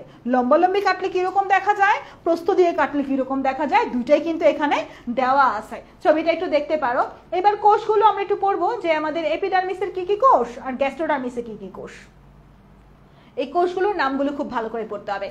আমাদের পেশিয়াবরণী কোষ, ইন্টারস্টিশিয়াল কোষ, সংবেদী কোষ, স্নায়ু কোষ, গ্রন্থি কোষ, জনন কোষ, নিডোসাইট, এগুলো সব হচ্ছে এপিডার্মিসের কোষ। এরপর আমরা নিচের দিকে দেখতে পাচ্ছি পুষ্টি কোষ, গ্রন্থি কোষ, ইন্টারস্টিশিয়াল কোষ, সংবেদী কোষ এবং স্নায়ু কোষ দেখতে পাচ্ছি। এখন একটু কম্পারিজন করো তো, এখানে কম্পেয়ার করলে কি দেখতে পাচ্ছি আমরা? পুষ্টি কোষ যাহা তাহাই হচ্ছে আবরণী কোষ। ওকে, গ্রন্থি কোষও আছে কমন, ইন্টারস্টিশিয়াল কোষও আছে দুই জায়গাতেই, সংবেদী কোষও আমরা দেখতে পাচ্ছি দুই জায়গাতেই আছে, স্নায়ু কোষও আমরা দেখতে পাচ্ছি দুই জায়গাতেই আছে। কিন্তু এপিডার্মিসে দুইটা কোষ বেশি আছে যেটা গ্যাস্ট্রোডার্মিসে নাই। এপিডার্মিসে দুইটা কোষ বেশি আছে যেটা গ্যাস্ট্রোডার্মিসে নাই। এপিডার্মিসে কি কি কোষ বেশি আছে বাচ্চারা? এপিডার্মিসে জনন কোষ আর নিডোসাইট বেশি আছে। অর্থাৎ বাইরে জনি আছে, বাইরে জনি আছে, ভেতরে জনি নাই। বুঝছো? জনিরা সব কোথায় আছে? বাইরে আছে, ভেতরে জনি নাই। তাহলে আমরা মনে রাখবো ভেতরে অর্থাৎ গ্যাস্ট্রোডার্মিসে জনি নাই। গ্যাস্ট্রোডার্মিসে কে নাই? গ্যাস্ট্রোডার্মিসে জনি নাই। জ দিয়ে জনন কোষ, নি দিয়ে নিডোসাইট। গ্যাস্ট্রোডার্মিসে কে নাই? গ্যাস্ট্রোডার্মিসে জনি নাই। জনি কোথায় আছে? জনি আছে এপিডার্মিসে। জনি কোথায় আছে বাচ্চারা? জনি আছে এপিডার্মিসে। তাহলে এই কোষগুলো আমরা মনে রাখতে পারবো না? এগুলো খুব ভালো করে পড়তে হবে, কিন্তু এগুলো খুব সুন্দরভাবে পড়ে ফেলবা। এখান থেকে আমাদের আর কি, এখানে এপিডার্মিসের কোষগুলোর কাজ নিয়ে কথাবার্তা বলা আছে। বাইরের দিকে কিউটিকল আছে হাইড্রার, এপিডার্মিসের কোষগুলো একটু পড়লাম, পেশিয়াবরণী কোষের কাজ পড়তে পারো। এবং এখানে এই ছবিটা একটু খেয়াল করে দেখো, এই ছবিটার দিকে একটু এমসিকিউ আসতে পারে দু একটা। দাঁড়াও, কি রে ভাই, মাউস একা একাই চলে, বুঝছো? বলে আফসানাপুর মাউস চলতে হবে না, মাউস একা একাই চলতেছে, যা খুশি তাই করতেছে মাউসের। আচ্ছা ওকে, এই যে ছবিটার দিকে তাকাও, ছবিটার দিকে তাকা আমরা কি দেখতে পাচ্ছি? ছবিটার দিকে তাকায় আমরা দেখতে পাচ্ছি এই জায়গাতে কি আছে? এই জায়গাতে সংবেদী কোষ আছে, তাই না? সংবেদী কোষ আছে। এই জায়গাতে কি আছে? স্নায়ু কোষ আছে। এই সংবেদী কোষটা এখানে একটা কোণ তৈরি করে আছে। কি কোণ বলো তো বাচ্চারা? কত ডিগ্রি কোণ? তোমাদের দেখো ম্যাথও পড়াচ্ছি। আমাদের এই সংবেদী কোষটা মেসোগ্লিয়ার সাথে 90 ডিগ্রি কোণ করে আছে, সমকোণে আছে। সংবেদী কোষ সমকোণে আছে। সংবেদী কোষ মেসোগ্লিয়ার সাথে কোন কোণে আছে? সংবেদী কোষ মেসোগ্লিয়ার সাথে সমকোণে আছে, যে সমকোণে আছে। আর স্নায়ু কোষ কিভাবে আছে? মেসোগ্লিয়ার সাথে প্যারালালি আছে, সমান্তরালে আছে। স্নায়ু কোষ আছে প্যারালালি, আর তোমার হচ্ছে সংবেদী কোষ আছে সমকোণে। এই দুটো কথা একটু ভালো করে মনে রেখো, এটা এমসিকিউতে আসার জন্য দরকারি একটা লাইন। এখান থেকে আমরা আর কিছু পড়বো না। পেশিয়াবরণী কোষ একটু রিডিং পড়বা। পেশিয়াবরণী কোষের মধ্যে মায়োনিম নামক একটা তন্তু থাকে যেটা সংকুচন প্রসারণে সাহায্য করে। মায়োনিম নামক একটা তন্তু থাকে, এটা একটু ভালো করে পড়ো। এখানে আমরা আর কিছু পড়বো না, কাজগুলো একবার রিডিং পড়তে পারো, কাজগুলো ইম্পর্টেন্ট। হ্যাঁ, ইন্টারস্টিশিয়াল কোষ। ইন্টারস্টিশিয়াল কোষের আরেক নাম হচ্ছে রিজার্ভ সেল, অর্থাৎ রিজার্ভ সেল। যখন দরকার তখন সে কাজে লাগানো যায় ইন্টারস্টিশিয়াল কোষকে। অর্থাৎ হাইড্রার যদি দেহের কোনো অংশ কেটে যায়, হাইড্রার যদি কিছু তৈরি করার দরকার হয়, হাইড্রার যদি কোনো শুক্রাণু ডিম্বাণু তৈরি করার দরকার হয়, বা হাইড্রার যদি পুনরুৎপত্তি দরকার হয়, সেক্ষেত্রে ইন্টারস্টিশিয়াল কোষটা কাজ করে। ইন্টারস্টিশিয়াল কোষকে টোটিপটেন্সি ক্ষমতা সম্পন্ন কোষ বলা হয়। ইন্টারস্টিশিয়াল কোষের সুপার পাওয়ার আছে ভাই, খেয়াল করে দেখো, যখন যা দরকার তখনই সে সেটা তৈরি করে দিচ্ছে। এরকম কি দরকার? এরকম জীবনে লাইফ পার্টনার দরকার, যখন যা দরকার তাই এনে দিচ্ছে। ধরো তোমার ক্লাসের জন্য অনেক ভালো সেটআপ দরকার, তুমি ভাবতেছো এটা দরকার, একটু পরে দেখলে যে সব সেটআপ রেডি, দারুণ না? আবার ধর তুমি একটা ভালো খাবার খেতে চাচ্ছ, আর তোমার লাইফ পার্টনার তোমাকে সেটাই এনে দিচ্ছে। বা তুমি একটা ড্রেস চিন্তা করতেছো, যদি এই ড্রেসটা আমার হয়তো, দেখলে তোমার লাইফ পার্টনার সেটা নিয়ে আসছে বাসায়। অর্থাৎ যখন যা দরকার তখন যদি তাই পাওয়া যায় তাহলে ভালো হয় না? এরকম ইন্টারস্টিশিয়াল কোষ, হাইড্রার যখন যা দরকার তাইকে এনে দেয় হচ্ছে ইন্টারস্টিশিয়াল কোষ। তাহলে আমাদের কি দরকার জীবনে? আমাদের ইন্টারস্টিশিয়াল কোষের মতো কাউকে দরকার জীবনে। ইন্টারস্টিশিয়াল কোষ কি করতে পারে? ইন্টারস্টিশিয়াল কোষ যা দরকার হাইড্রার যখন যা দরকার তাই করে দিতে পারে। তাহলে আমাদের ইন্টারস্টিশিয়াল কোষ একটা সুপার ক্ষমতা সম্পন্ন কোষ, এটাকে বলা হয় টোটিপোটেন্সি ক্ষমতা সম্পন্ন কোষ। এবং ইন্টারস্টিশিয়াল কোষের আরেক নাম হচ্ছে রিজার্ভ সেল। আচ্ছা, এতক্ষণ আমরা এপিডার্মিসের কোষগুলোর নাম পড়েছিলাম না? এপিডার্মিসের কোষগুলোর নাম যদি মনে রাখতে চাও, একটা নেমোনিক আছে, নেমোনিকের হেল্প নিতে পারো। এপিডার্মিসের কোষসমূহ মনে রাখার নেমোনিকটা হচ্ছে এটা আনিসের গন্ধির সাইজ। আনিসের কোন গন্ধির সাইজ কত আমি জানি না, নেমোনিকের হেল্পের জন্য পড়তে পারো। এটা দিয়ে হচ্ছে এপিডার্মিস, আনিসের আদি আবরণী, নি দিয়ে নিডোসাইট, শের দিয়ে হচ্ছে সংবেদী, গ্রন্থির দিয়ে গ্রন্থিকোষ, সাইজের সা দিয়ে স্নায়ুকোষ, রশ্মি দিয়ে ইন্টারস্টিশিয়াল কোষ, জ দিয়ে জনন কোষ। লাগলে পড়তে পারো, আমার এমনি মনে থাকতো। তোমাদের যদি নেমোনিকের দরকার হয় এই নেমোনিকটা পড়তে পারো একবার। ওকে, এরপর আমরা চলে যাচ্ছি ইন্টারস্টিশিয়াল কোষের কাজ। বলছিলাম না ইন্টারস্টিশিয়াল কোষ যা দরকার তাই করে দেয়। দেখো ইন্টারস্টিশিয়াল কোষ মুকুল তৈরি করে, জনন কোষ তৈরি করে, নিডোসাইজ তৈরিতে অংশগ্রহণ করে। ইন্টারস্টিশিয়াল কোষ 45 দিন পর পর হাইড্রার সব কোষ ইন্টারস্টিশিয়াল কোষ দ্বারা প্রতিস্থাপিত হয়। দারুণ একটা ব্যাপার, হাইড্রার সব কোষ ইন্টারস্টিশিয়াল কোষ দ্বারা আবার প্রতিস্থাপিত হয়। তাহলে এগুলো দেখলাম, এই জন্য আমাদের ইন্টারস্টিশিয়াল কোষকে তোমার টোটিপটেন্সি ক্ষমতা সম্পন্ন কোষ বলা হয় বা টোটিপটেন্ট বলা হয়। টোটিপটেন্সি বা টোটিপটেন্ট শব্দটা বায়োলজিতে, বোটানিতে একটা চ্যাপ্টারে আছে। বলো তো কোন চ্যাপ্টারে আছে? দেখি তো বাচ্চারা, এই কোশ্চেন অ্যান্সারটা কে দিতে পারে? এই কোশ্চেন অ্যান্সারটা যে দিতে পারবে তার নাম আমি এখন পড়বো। বায়োলজিতে টোটিপটেন্সি ক্ষমতা সম্পন্ন একটা কোষ আমাদের বোটানিতে একটা চ্যাপ্টারে আছে। কোন চ্যাপ্টারে আছে সেটা বলো তো? আচ্ছা, সিন্ড্রেলা বলছো, সেরকম পাওয়ার ড্রিম, তাও আবার বেডা মানুষ। আচ্ছা, ছেলে বেটা মানুষ ছাড়া আমাদের জীবন চলবেই না। এই দেখো আমি ক্লাসে আসার আগে এই সেটিংটা কে করেছে? সেটিংটা আরিফুল করেছে। তারপরে আমার কলম দরকার, লাল কালি নাই, খুঁজে পাচ্ছিলাম না, কলম কে এনে দিয়েছে? আমার আব্বু এনে দিয়েছে। তাহলে জীবনে আমরা তো বেটা মানুষ ছাড়া চলতেই পারি না। বারবার এই বেটা মানুষ বলে অপমান করো কেন? আচ্ছা, বেটা মানুষের দরকার আছে জীবনে, বুঝছো? পৃথিবী থেকে যদি সব বেটা মানুষ চলে যেত আমরা কেমনি চলতাম? একা একা এত কাজ করতে পারতাম? পৃথিবী এত আগাইতো, দ্রুত আগাইতো না। ওকে, আমাদের আচ্ছা সিনথিয়া চ্যাপ্টার 11-তে আছে, হ্যাঁ জীব প্রযুক্তিতে আছে। অর্থাৎ টোটিপটেন্সির কথাটা জীব প্রযুক্তি চ্যাপ্টারে আছে। তোমরা তো ট্যালেন্ট, তোমরা জীব প্রযুক্তি চ্যাপ্টারটাও পড়ে ফেলছো। ওকে, আমাদের সংবেদী কোষের কাজগুলো একটু পড়ো। স্নায়ুকোষটাও একবার রিডিং পড়বে এখান থেকে, খুব ইম্পর্টেন্ট কাজ নাই, এখানে যে কয়েকটা দাগানো আছে একবার দেখবা। জনন কোষ, আচ্ছা শুক্রাণু আর ডিম্বাণু হচ্ছে গ্যামেট, তাই না? জনন কোষ। আমাদের শুক্রাণুর গঠনটা সবাই জানো, শুক্রাণুর হচ্ছে একটা মস্তক আছে এবং শুক্রাণুর মস্তকের ভিতরে নিউক্লিয়াস ভর্তি, পুরা মস্তক ভর্তি নিউক্লিয়াস। শুক্রাণুতে প্রায় 90% নিউক্লিয়াস থাকে, এটা মানুষেরটার ক্ষেত্রে। এখানে বলে নাই যদিও কিছু, কিন্তু আমাদের এখানেও শুক্রাণুতে মস্তক আছে, মাঝখানে একটা মধ্যখণ্ড আছে। তারপরে আমাদের ডিম্বাণু, এবং ডিম্বাণুর সাথে পোলার বডি থাকে 3টা। শুক্রাণুর সাথে কোনো পোলার বডি নাই।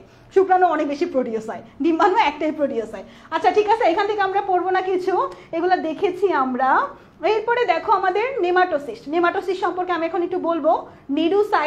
নিডোসাইটটাই পরবর্তীতে হচ্ছে তোমার নেমাটোসিস্ট হয়। আমাদের পরিস্ফুটনরত নিডোসাইটকে নিডোব্লাস্ট বলে। এই লাইনটা খুবই বেশি ইম্পর্টেন্ট। পরিস্ফুটনরত নিডোসাইটকে কি বলা হয় বাচ্চারা? পরিস্ফুটনরত নিডোসাইটকে নিডোব্লাস্ট বলা হয়। নিডোব্লাস্ট বলা হয়। গঠনটা একটু দেখো, ছবিটা দেখো, ছবিটা দেখলে মনে সোজা লাগবে তোমাদের।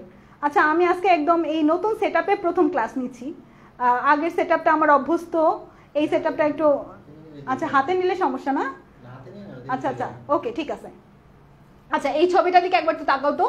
আমাদের এটা হচ্ছে নিডোসাইট। নিডোসাইটে এখানে আমরা কি দেখতে পাচ্ছি? আমরা এখানে একটা অপারকোলাম দেখতে পাচ্ছি। অপারকোলাম মানে ঢাকনা। এবং এখানে একটা নিডোসিল দেখতে পাচ্ছি, নিডোসিল। এই নিডোসিলটা ট্রিগারের মতো কাজ করে। বন্দুকের ট্রিগার দেখছো না তোমরা? এই নিডোসিলটা অপারকোলামের উপরে ট্রিগারের মতো কাজ করে এবং অপারকোলামটা খুলে যায়। এরপর আমরা এখানে দেখতে পাচ্ছি বাট বা শ্যাফট। এখানে বাট এবং শ্যাফট আছে। এখানে আমাদের বার্ব আছে, দেখো বার্ব হচ্ছে কাটা, বড় কাটা 3টা। এদিক থেকে 2টা দেখা যাচ্ছে এবং অপর সাইডে আরেকটা আছে। দ্যাট মিনস আমাদের 3টা কাটা আছে। এবং এখানে বার্বের সাথে আরো ছোট ছোট আমরা বার্বিউলও দেখতে পাই। এই ছবিটা দেখো, এখানে বার্ব কয়টা? বার্ব হচ্ছে 2টা, এইদিকে দেখাচ্ছে, আবার ওই সাইডে আরেকটা আছে। টোটাল বার্বের সংখ্যা হচ্ছে 3টা। আর বার্বিউলের সংখ্যা কয়টা? বার্বিউল হচ্ছে অসংখ্য, অসংখ্য বার্বিউল আছে। খেয়াল করে দেখো, বার্ব নামটা কিন্তু ছোট, সংখ্যা কত? সংখ্যাও 3টা। আর বার্বিউল নামটা বড়, সংখ্যায় বেশি, বুঝছো, কিন্তু আকারে ছোট। তাহলে ব্যাপারগুলো একটু মনে রেখো। এবং আমরা এখানে শ্যাফট দেখতে পাচ্ছি, অপারকুলাম খুলে গেছে। এবার ভেতরে আমরা দেখতে পাচ্ছি নেমাটোসিস্ট আছে, এই নেমাটোসিস্ট ভর্তি হিপনোটক্সিন নামক একটা বিষাক্ত পদার্থ থাকে, ফেনল আর আমিষ দিয়ে তৈরি হিপনোটক্সিন। এগুলো একটু একবার পড়ো, এই চিত্রগুলো পরীক্ষাতে আসে, বুঝছো, রিটেন কোশ্চেনের জন্য। তাহলে এটা একটু দেখতে পারো তোমরা। এটা আচ্ছা ঠিক আছে, অপারকুলাম। এখান থেকে আমাদের নেমাটোসিস্টের প্রকারভেদ অনেক ইম্পর্টেন্ট। চলো আমরা একটু নেমাটোসিস্টের প্রকারভেদগুলো পড়ি। বিজ্ঞানী ভার্নার 1965 সালে প্রায় 23 ধরনের নেমাটোসিস্টের কথা বলেছিলেন। 23 ধরনের নেমাটোসিস্টের মধ্যে হাইড্রাতে আমরা 4 ধরনের নেমাটোসিস্ট দেখতে পাই। হাইড্রাতে আমরা কত ধরনের নেমাটোসিস্ট দেখতে পাই? হাইড্রাতে আমরা 4 ধরনের নেমাটোসিস্ট দেখতে পাই। একটা হচ্ছে স্টিনোটিল বা পেনিট্রেন্ট। স্টিনোটিল বা পেনিট্রেন্টটাই হচ্ছে সবচেয়ে বৃহত্তম নেমাটোসিস্ট। সবচেয়ে বৃহত্তম নেমাটোসিস্টের নাম কি বলো তো? সবচেয়ে বৃহত্তম নেমাটোসিস্টের নাম হচ্ছে স্টিনোটিল বা পেনিট্রেন্ট। স্টিনোটিল বা পেনিট্রেন্টের ভিতরেই থাকে হিপনোটক্সিন। স্টিনোটিল বা পেনিট্রেন্টের ভিতরে কি থাকে বাচ্চারা? হিপনোটক্সিন। এটা কি দিয়ে গঠিত? এটা ফেনল ও আমিষ দিয়ে গঠিত। আমাদের হিপনোটক্সিনটা বিষাক্ত একটা পদার্থ। এটা আত্মরক্ষার কাজে বা খাবার যখন ওরা শিকার করতে যায় তখন খাবারকে দুর্বল করার জন্য হিপনোটক্সিন ছুঁড়ে মারে। হিপনোটক্সিন হচ্ছে ফেনল এবং আমিষ দিয়ে গঠিত। ব্যাস এগুলো একটু একবার দেখো, এখান থেকে আর কিছু না, এগুলো আর লাগবে না। ভলভেন্ট বা ডেসমোনিন। ভলভেন্টটা হচ্ছে প্যাঁচানো, বুঝছো, প্যাঁচানো, এটা ভলভেন্ট। প্যাঁচানো এবং কাঁটাবিহীন, কথাটা ভালো করে মনে রেখো। প্যাঁচানো কাঁটাবিহীন, এটা হচ্ছে ভলভেন্ট এবং এটা কর্ক স্ক্রুর মতো কাজ করে। ভলভেন্টটা কিসের মতো কাজ করে? ভলভেন্টটা কিন্তু কর্ক স্ক্রুর মতো কাজ করে। তাহলে ভলভেন্টের ছবিটা একটু তাকায় দেখো। ভলভেন্টটা কর্ক স্ক্রুর মতো কাজ করে এবং অপেক্ষাকৃত ছোট। অপেক্ষাকৃত ছোট বললে অ্যান্সার হবে ভলভেন্ট। অপেক্ষাকৃত ছোট বললে অ্যান্সার হবে ভলভেন্ট। কিন্তু যদি বলা হয় ক্ষুদ্রতম তাহলে কি হবে অ্যান্সার বলো তো? অপেক্ষাকৃত ছোট বললে অ্যান্সার হবে ভলভেন্ট, কিন্তু যদি বলা হয় ক্ষুদ্রতম তাহলে অ্যান্সারটা কি হবে তোমরা একটু কমেন্ট করে জানাও। এবং আমরা দেখতে পাচ্ছি ভলভেন্টের শীর্ষটা কিন্তু বন্ধ। ভলভেন্টের শীর্ষটা বন্ধ, এটা প্যাঁচাইতে সাহায্য করে। ভলভেন্ট কিসে সাহায্য করে? প্যাঁচাইতে সাহায্য করে। এরপর আমরা দেখতে পাচ্ছি স্টেপটোলিন গ্লুটিনেন্ট, আর এটা হচ্ছে স্টেরিওলিন গ্লুটিনেন্ট। দেখো গ্লু গ্লু কথা আছে তাই না? স্টেপটোলিন গ্লুটিনেন্ট, স্টেরিওলিন গ্লুটিনেন্ট। গ্লু মানেই হচ্ছে আঠা। গ্লু মানে কি বলতো? গ্লু মানেই হচ্ছে আঠা, অর্থাৎ এরা আঠালো পদার্থ ক্ষরণ করে। স্টেপটোলিন গ্লুটিনেন্ট আঠালো পদার্থ ক্ষরণ করে, স্টেরিওলিন গ্লুটিনেন্টও আঠালো পদার্থ ক্ষরণ করে। এখন এই দুইটার ভিতরে একটা হচ্ছে কাঁটাযুক্ত আর একটা হচ্ছে কাঁটাবিহীন। দেখো স্টেপটোলিন গ্লুটিনেন্ট, স্টেরিওলিন গ্লুটিনেন্ট। গ্লুটিনেন্ট তো কমন নাম। স্টেপটোলিনের ভিতরে ট আছে, স্টেরিওলিনের ভিতরে কিন্তু ট নাই।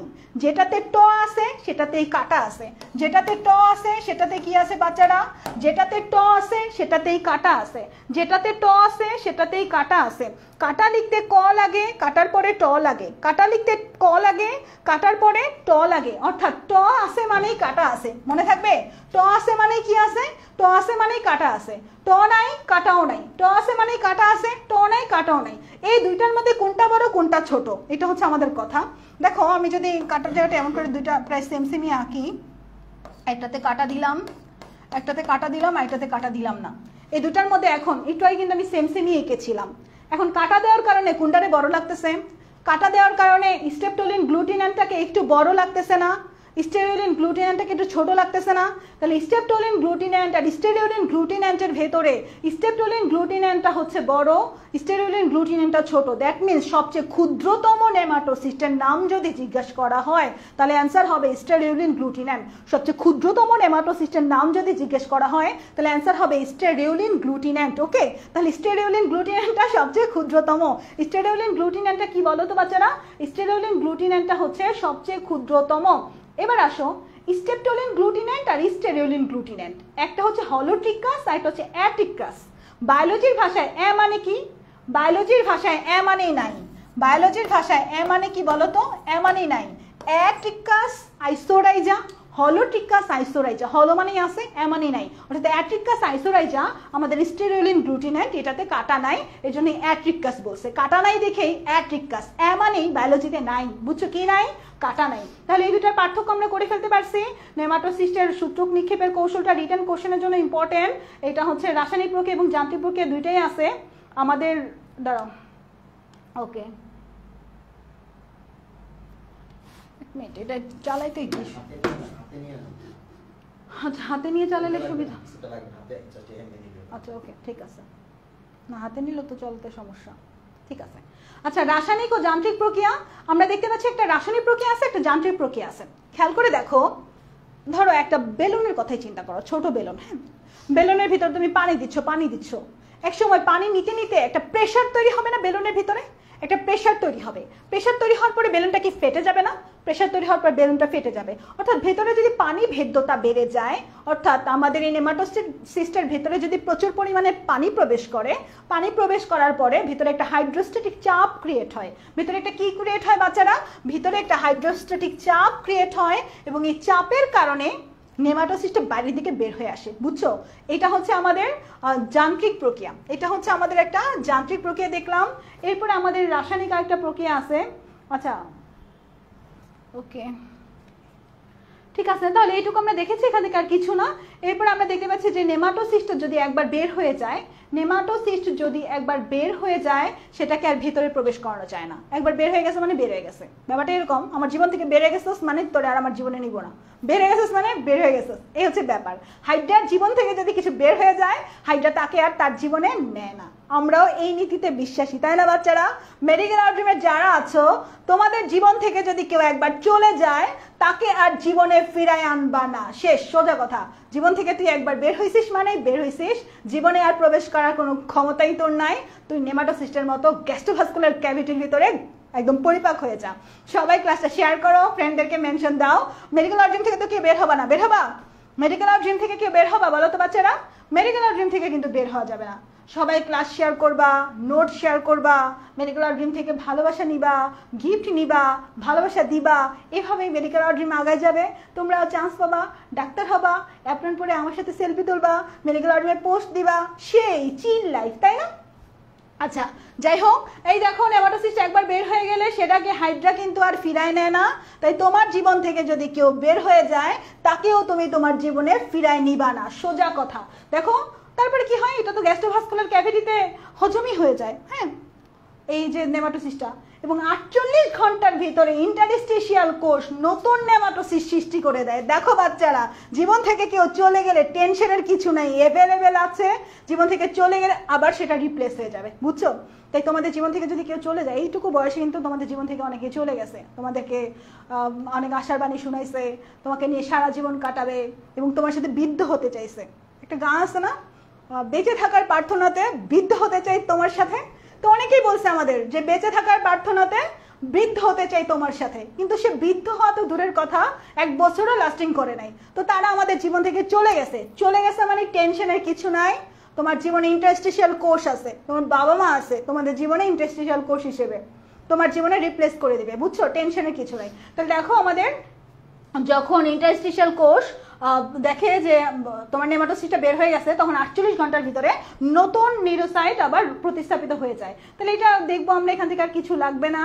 এবার আসো, আমাদের একটা পার্থক্যের ছক তৈরি করেছি। এই ছকটা আজমল স্যার এবং মাজেদা ম্যাম সবার বিলানো ছক, এটা একটু ভালো করে পড়তে হবে, বুঝছো? এটা নোট করে ফেলো।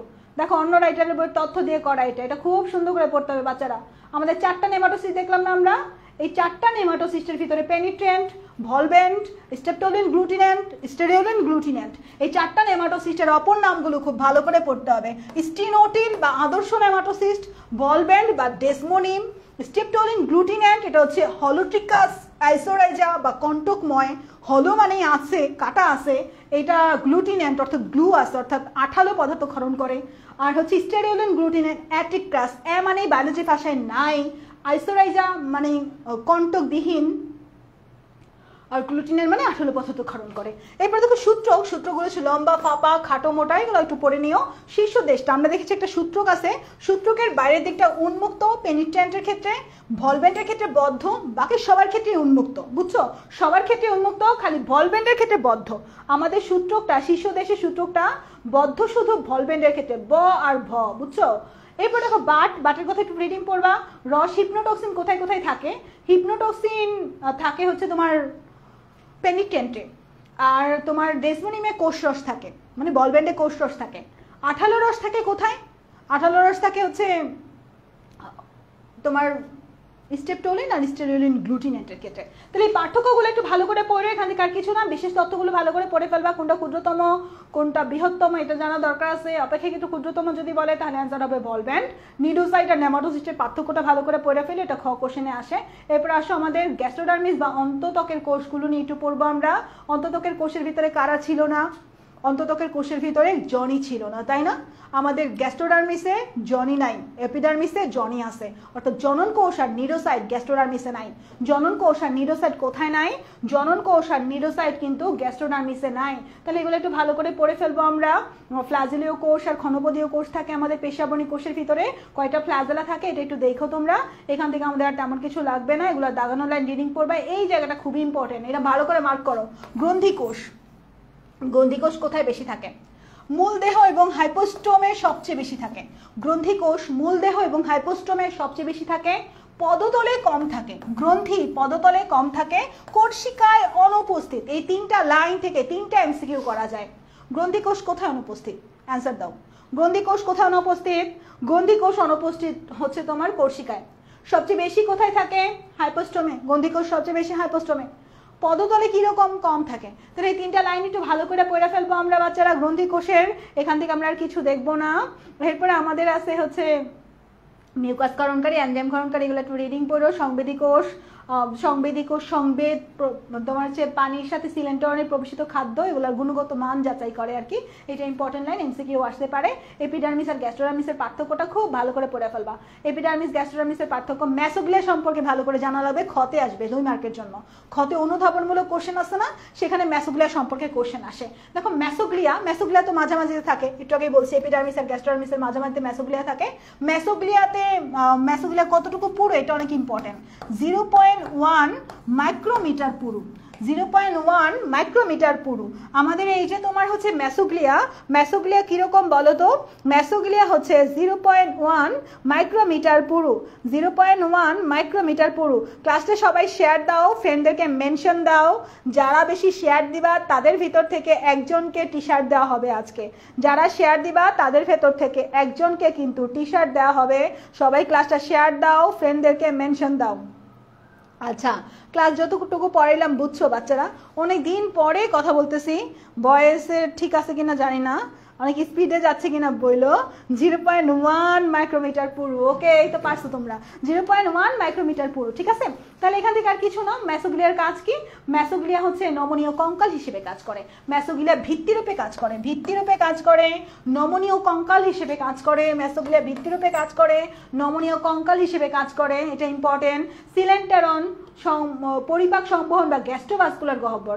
গ্যাস্ট্রোভাস্কুলার গহ্বর কেন বলা হয়েছে জানো বাচ্চারা? গ্যাস্ট্রোভাস্কুলার গহ্বর বলার কারণ হচ্ছে গ্যাস্ট্রোডার্মিসের কোষ দিয়ে আবৃত। গ্যাস্ট্রোভাস্কুলার গহ্বরটা কিভাবে আবৃত? গ্যাস্ট্রোভাস্কুলার গহ্বরটা গ্যাস্ট্রোডার্মিসের কোষ দিয়ে আবৃত। এই জন্য এটাকে গ্যাস্ট্রোভাস্কুলার গহ্বর, ব্লাইন্ড গাট বা ব্লাইন্ড স্যাক বলা হয়। এটারই আরেক নাম হচ্ছে সিলেন্টেরন। এটারই আরেক নাম কি বলো তো? এটারই আরেক নাম হচ্ছে সিলেন্টেরন। এবং আমরা যদি ধরি এটা হচ্ছে গ্যাস্ট্রোভাস্কুলার গহ্বর, এটা হাইডার মুখছিদ্র, এটা গ্যাস্ট্রোভাস্কুলার গহ্বর, এইদিকে হচ্ছে গ্যাস্ট্রোডার্মিসের কোষগুলো আছে। জাস্ট খাবারটা দিল মুখের ভিতরে, দেওয়ার পরে সিলেন্টেরনের ভিতরে খাবারটা চলে আসলো। যখন সিলেন্টেরনের ভিতরে খাবারটা থাকে তখন হাইডার বহিঃকোষীয় পরিপাক হয়।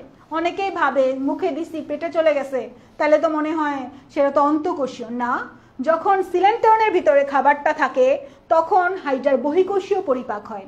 এরপরে খাবারটা যখন গ্যাস্ট্রোডার্মিসের কোষের ভিতরে ঢুকে যায় তখন অন্তঃকোষীয় পরিপাক হয়। তাহলে হাইডার খাবারের পরিপাক কত রকমের হয়?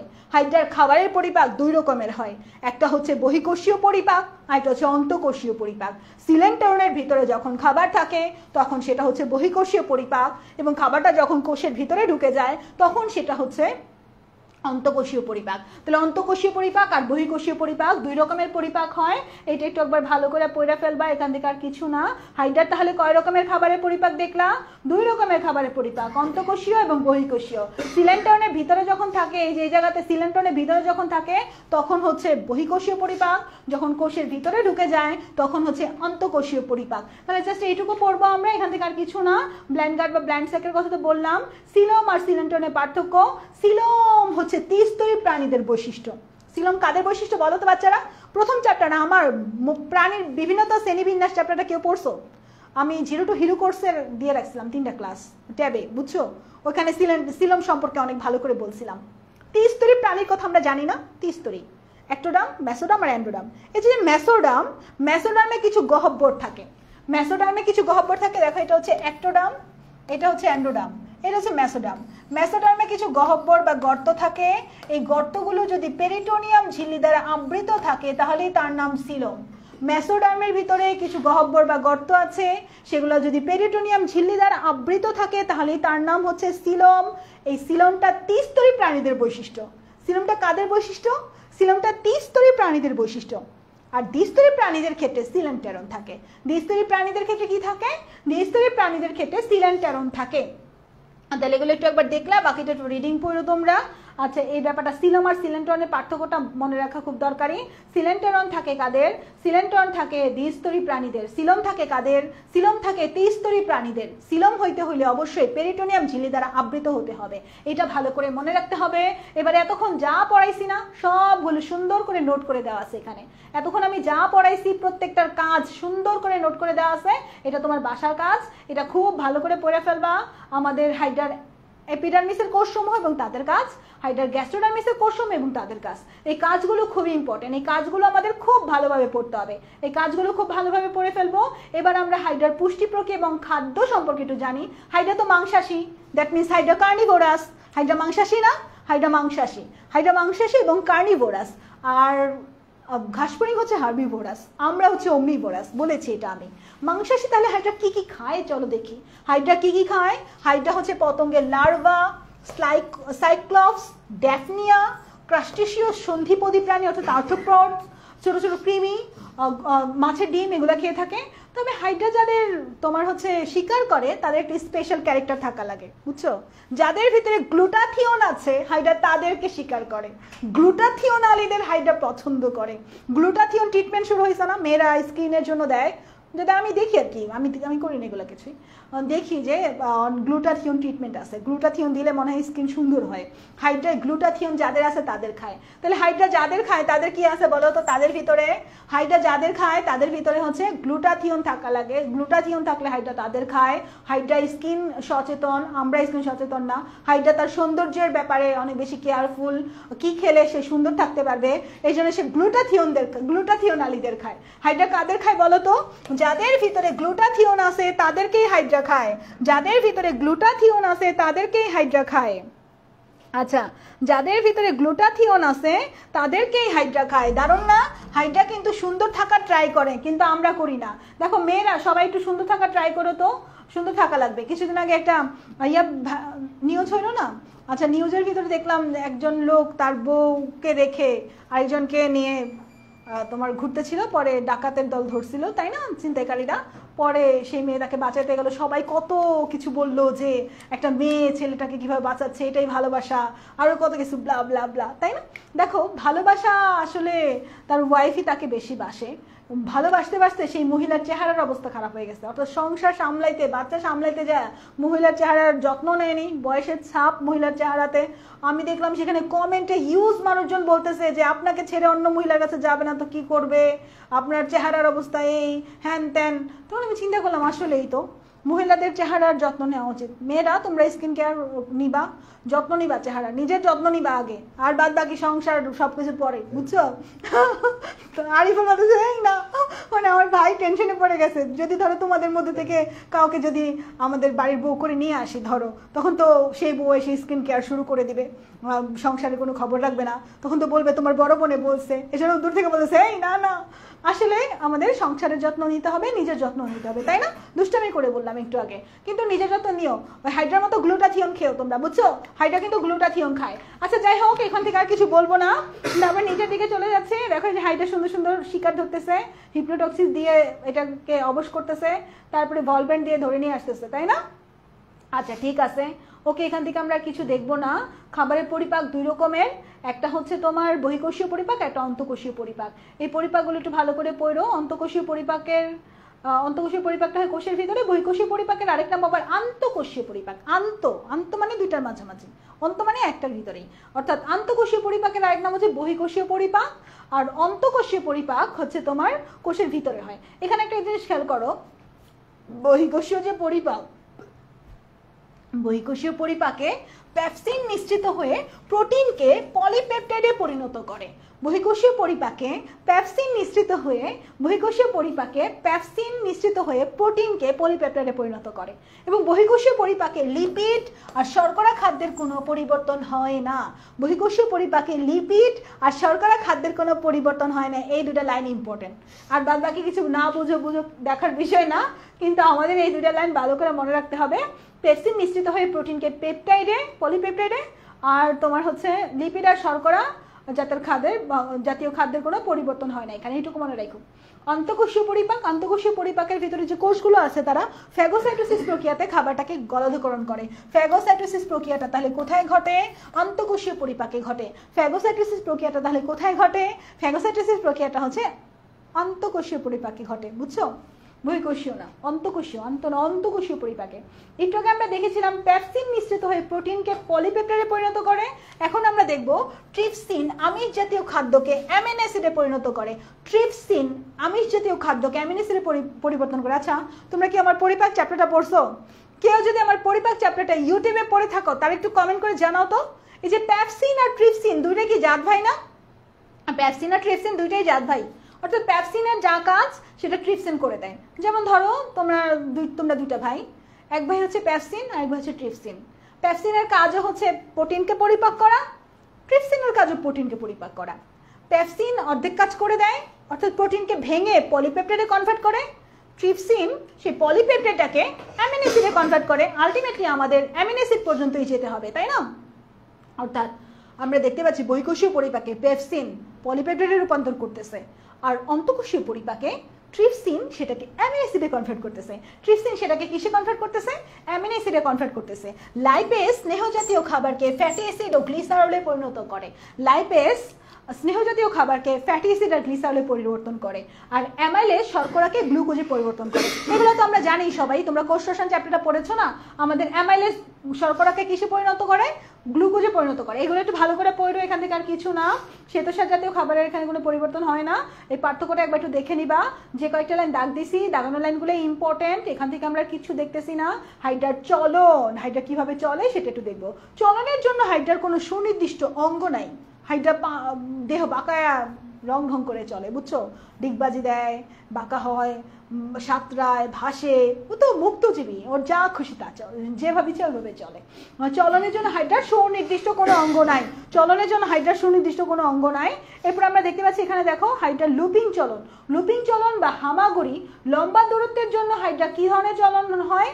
লম্বা দূরত্বের জন্য হাইড্রা লুপিং চলনের আশ্রয় নেয়। দেখো, লম্বা লিখতে ল লাগে, লুপিং লিখতে ল লাগে। লম্বা লিখতে ল লাগে, লুপিং লিখতে ল লাগে। লম্বার জন্য হাইড্রা লুপিং চলনের আশ্রয় নেয়। লম্বার জন্য লুপিং, লম্বার জন্য লুপিং। ল ল লল, লল মানে কি? লাভ আউট লাউডলি, তাই না? লল, লল যদি কেউ বলে তার আবার ঠাস করে থাপ্পড় দিতে ইচ্ছে করে। ধরো মাঝে মধ্যে একটা কিছু দিছি, ফানি কিছু, বা আমার ফ্রেন্ডরাই কমেন্টে একটা কিছু বলছে, একটা রিলস দিছি, লল লিখে দিত, মনে থাপ্পড়াইয়া লল যে লেখে তারই আমার থাপ্পড় দিতে মন যায়। যাই হোক, লল, ল দিয়ে হচ্ছে লম্বা দূরত্ব, ল দিয়ে হচ্ছে লুপিং। লুপিং এরই আরেক নাম হামাগুড়ি। লুপিং এরই আরেক নাম কি বলো তো? লুপিং এরই আরেক নাম হচ্ছে হামাগুড়ি। এটার আরেক নাম হচ্ছে জোকা চলন বা সুপোকার চলন। সুপোকা দেখেছো কেউ? স্যাঙ্গা দেখছো? গ্রামে স্যাঙ্গা বলে। ছোটবেলায় যদি উল্টাপাল্টা কিছু বলতাম বা বকা দিতাম তাহলে আম্মু বলতো এই স্যাঙ্গা ধরাই দিব। মানে স্যাঙ্গা দেখতে যে এরকম এরকম এরকম করে চলে, এমন করে চলে। সুপোকা, সুপোকা চলন বা জোকা চলন। এই জোকা চলনটা হচ্ছে তোমার লুপিং। লুপিং, নাম তার লুপিং কিন্তু লুপ তৈরি হয় একবার। নাম তার লুপিং কিন্তু লুপ তৈরি হয় কতবার বাচ্চারা? নাম হচ্ছে লুপিং কিন্তু লুপ তৈরি হয় একবার। নাম তার লুপিং কিন্তু লুপ তৈরি হয় কতবার? নাম তার লুপিং কিন্তু লুপ তৈরি হয় হচ্ছে একবার। এটা একটু ভালো করে পড়ো, এখান থেকে আর কিছু নাই। যে দেখো লুপ তৈরি হচ্ছে, প্রথমে পাদচাকতিটা দেহটাকে বাঁকাচ্ছে, কর্ষিকা দিয়ে ভিত্তি স্পর্শ করতেছে বা মাটি বা যেটাই বলি স্পর্শ করতেছে। স্পর্শ করার পরে এখানে একটা লুপ তৈরি হচ্ছে। লুপটা হচ্ছে একটু বেঁকে যাচ্ছে, লুপটা একটাই লুপ থাকতেছে, কিন্তু পরে আবার আস্তে করে দাঁড়ায় যাচ্ছে। মানে এটা হচ্ছে সহজ একটা পদ্ধতি, আস্তে আস্তে চলে। এটা হচ্ছে লুপিং চলন, লুপিং। আচ্ছা, এরপরে আমাদের সামারসল্টিং। তোমাদের রেদন ভাই বলতেছে কালকে রেদন নামের একজনের ক্লাস, কেউ আসিস না? আচ্ছা, শুনেছি ভালো ক্লাস নেয় না। দেখো রেদন ভাই নিজের ডিফেম করতেছে, যাতে নেগেটিভ মার্কেটিং করতেছে। দেখছো রেদন ভাই কিন্তু চালাক আছে। তোমরা সবাই রেদন ভাইয়ের ক্লাসে আসবা এবং দেখবা রেদন ভাই আসলেই কিরকম ক্লাস নেয়। দেখো এই জায়গায় সমারসল্টিং বা ডিগবাজি চলন, সমারসল্টিং বা ডিগবাজি চলন, সমারসল্টিং চলনের মাধ্যমে এটা দ্রুত চলে। ছোটবেলায় ডিগবাজি খেলতা আমরা, দুই বোন একদম পিঠাপিঠি, বুঝছো? আমার ছোট বোন আমার 14 মাসের ছোট। তো আমরা দুই বোন মিলে খাটের এই মোড়া থেকে ওই মোড়া ঠাস টুস ডিগবাজি দিতাম আর একটা নিচে পড়ে যাইতাম। অনেক কাহিনী আছে, বুঝছো? হাত পা ভাঙছি এরকম করে। আর ডিগবাজি চলনের সময় কিন্তু দুইবার লুপ তৈরি হবে। আমরা লুপিং চলনে একবার লুপ দেখেছি, কিন্তু ডিগবাজি চলন বা সমারসল্টিং চলনের ক্ষেত্রে লুপ তৈরি হবে দুবার। সমারসল্টিং চলনের ক্ষেত্রে লুপ কয়বার তৈরি হবে? সমারসল্টিং চলনের ক্ষেত্রে লুপ কিন্তু তৈরি হবে দুবার। এটা একটু ভালো করে পড়ো। এই যেখানে গ্লুটিনেট, 18 জাতীয় গ্লুটিনেট দিয়ে হচ্ছে তোমার ভিত্তিকে স্পর্শ করা হয়, আমি ছবি দেখাই দিচ্ছি। এখানে লুপ কিন্তু দুইবার তৈরি হয়। চলো, সমারসল্টিং দ্রুত চলন পদ্ধতিটা সুদ কথা দিয়ে মনে রাখা যায়, স দিয়ে সমারসল্টিং আর দ দিয়ে হচ্ছে দ্রুত চলন পদ্ধতি। দেখো এই যে হাইড্রা, ওকে, হাইড্রার আমরা সমারসল্টিং চলনটা একটু দেখি। এই যে দেহটাতে বাঁকাইলোর পরে তোমার কর্ষিকাটা স্পর্শ করলো ভূমিকে, এরপর কর্ষিকাটা নিচের দিকে, অর্থাৎ পা মাথা, মাথা পা হয়ে গেছে, বয় চেঞ্জের মতো। পাকে মাথা করে দিছে, মাথাকে পা করে দিছে। আমাদের কর্ষিকাগুলো নিচের দিকে আমরা দেখতে পাচ্ছি ভিত্তিকে স্পর্শ করলো। এরপরে দেহটা আবার বাকি, আবার লুপ। দেখো এখানে লুপ নাম্বার 1, লুপ নাম্বার 2, অর্থাৎ সমারসল্টিং নাম কিন্তু লুপ হচ্ছে দুইবার, আর লুপিং নাম লুপ হচ্ছে একবার। লুপিং এই দুইবার লুপ হলে ভালো হতো, যে লুপিং বেশি, লুপ বেশি, তাই লুপিং, তাই না? কিন্তু উল্টা, লুপিং এ লুপ একবার, সমারসল্টিং এ লুপ দুইবার। লুপিং এ লুপ হচ্ছে একবার তৈরি হচ্ছে, আর সমারসল্টিং এ লুপ তৈরি হচ্ছে দুইবার। ঠিক আছে? তাহলে এইটুকু ভালো করে মনে রেখো, এখান থেকে আর কিছু না। গ্লাইডিং চলন বা অ্যামিবার্ড চলন, এই অ্যামিবার্ড চলনের আরেক নাম হচ্ছে শামুকের মতো চলন। লিখে নাও তো বাচ্চারা, এটা মনে হয় আলিম স্যারের বইতে আছে, শামুকের মতো চলন, শামুকের চলন, শামুকের মতো চলন। আর গ্লাইডিং চলন এটা হচ্ছে আমাদের অ্যামিবার্ড চলন। একই কথা, আস্তে আস্তে ধীরে ধীরে যায় অ্যামিবার মতো। ভাষা মানে ফ্লটিং, ইংরেজি নামগুলো সহ পড়বা। সাঁতার মানে সুইমিং, আর হেঁচড়ানো মানে ক্রলিং, ক্রল করা, হেঁচড়ানো। হেঁচড়া গাছে উঠোনো, অনেক সময় বা কেউ গাছ থেকে আম পাড়ার সময় পড়ে গেছো, ধরো অনেকখানি জায়গা তুমি আসতেছো নামবা, তার মধ্যে একদম পড়ে গেছো, তখন হাত পায়ে স্ক্রেচ পড়ে যায় না অনেক সময়, গাছে উঠছে যারা তারা জানো, ওইরকম করে হেঁচড়ানো চলন, এটা হচ্ছে ক্রলিং। দেহ সংকোচন প্রসারণ, বডি কন্ট্রাকশন অ্যান্ড এক্সপানশন। আচ্ছা, তারপরে আমরা ডুবা, ড্রয়িং, এই ইংরেজি নামগুলো সহ পড়ো। ডুবা, কেউ কি ডুবতে চায়? তোমরা কেউ ডুবতে চাও বাচ্চারা? কেউ ডুবতে চায় না। ডুবাটা হচ্ছে অনিচ্ছাকৃত। ডুবাটা কিরকম বলো তো?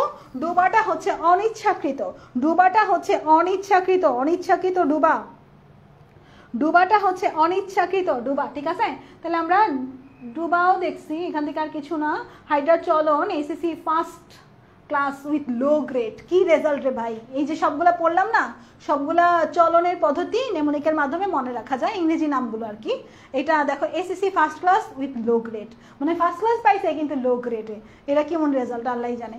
আচ্ছা যাই হোক, দেখো এস দিয়ে হচ্ছে সমারসল্টিং, এস দিয়ে সুইমিং, সি দিয়ে ক্রলিং, ফার্স্ট দিয়ে ফ্লটিং, ক্লাস দিয়ে কন্ট্রাকশন অ্যান্ড এক্সপানশন, উইথ দিয়ে হচ্ছে ওয়াকিং, লো দিয়ে হচ্ছে লুপিং, গ্রেড দিয়ে গ্লাইডিং, আর এগুলো তো দেখলাই। আর ডি দিয়ে হচ্ছে ডিগবাজি, দ্রুত চলন অর্থাৎ সমারসল্টিং, দ্রুত চলন পদ্ধতি, আর লল দিয়ে লুপিং, লম্বা দ্রুত চলন। এগুলো আমি বলেছি সবাইকে। এখান থেকে আমরা আর কিছু দেখবো না, আমরা নিচের দিকে চলে যাচ্ছি বাচ্চারা।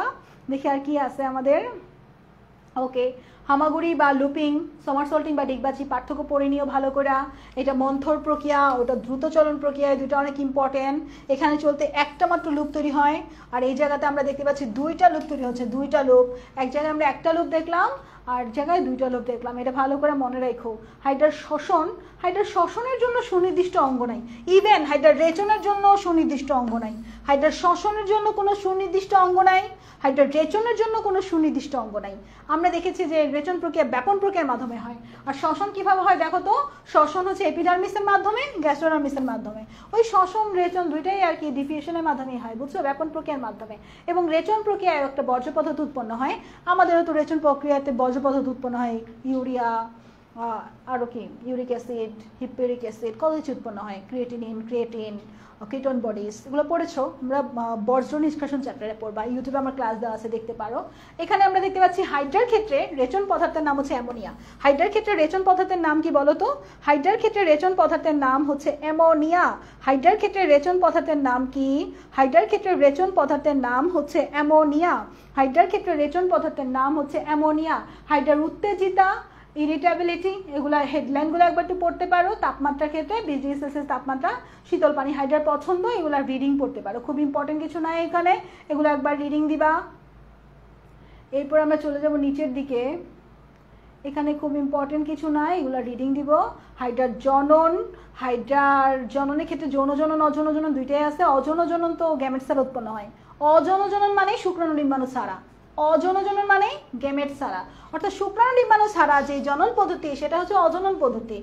মুকুলোদ্গম আর বিভাজন, মুকুলোদ্গম আর বিভাজন হচ্ছে অযৌন জনন। দেখো এই যে গ্রীষ্মকালে হাইড্রা যখন খুব বেশি খাবার দাবার পায় তখন এদিক দিয়ে মুকুল বের হয়, মুকুল বের হওয়ার পরে শিশু হাইড্রা বের হয়ে যায়, মানে এটা তোমার অযৌন জনন পদ্ধতি। মুকুলোদ্গম অযৌন জনন, এটা ভালো করে পড়ো, এটা পড়লে হয়েছে এনাফ, এখান থেকে আর কিছু লাগবে না। এই জায়গাতে আমরা কিছু দেখতে পাচ্ছি না। তারপরে বিভাজন, পুনরুৎপত্তির কথা তো বলেছি, পুনরুৎপত্তির কথা কে বলেছে? আব্রাহাম ট্রেমলে, তাই না?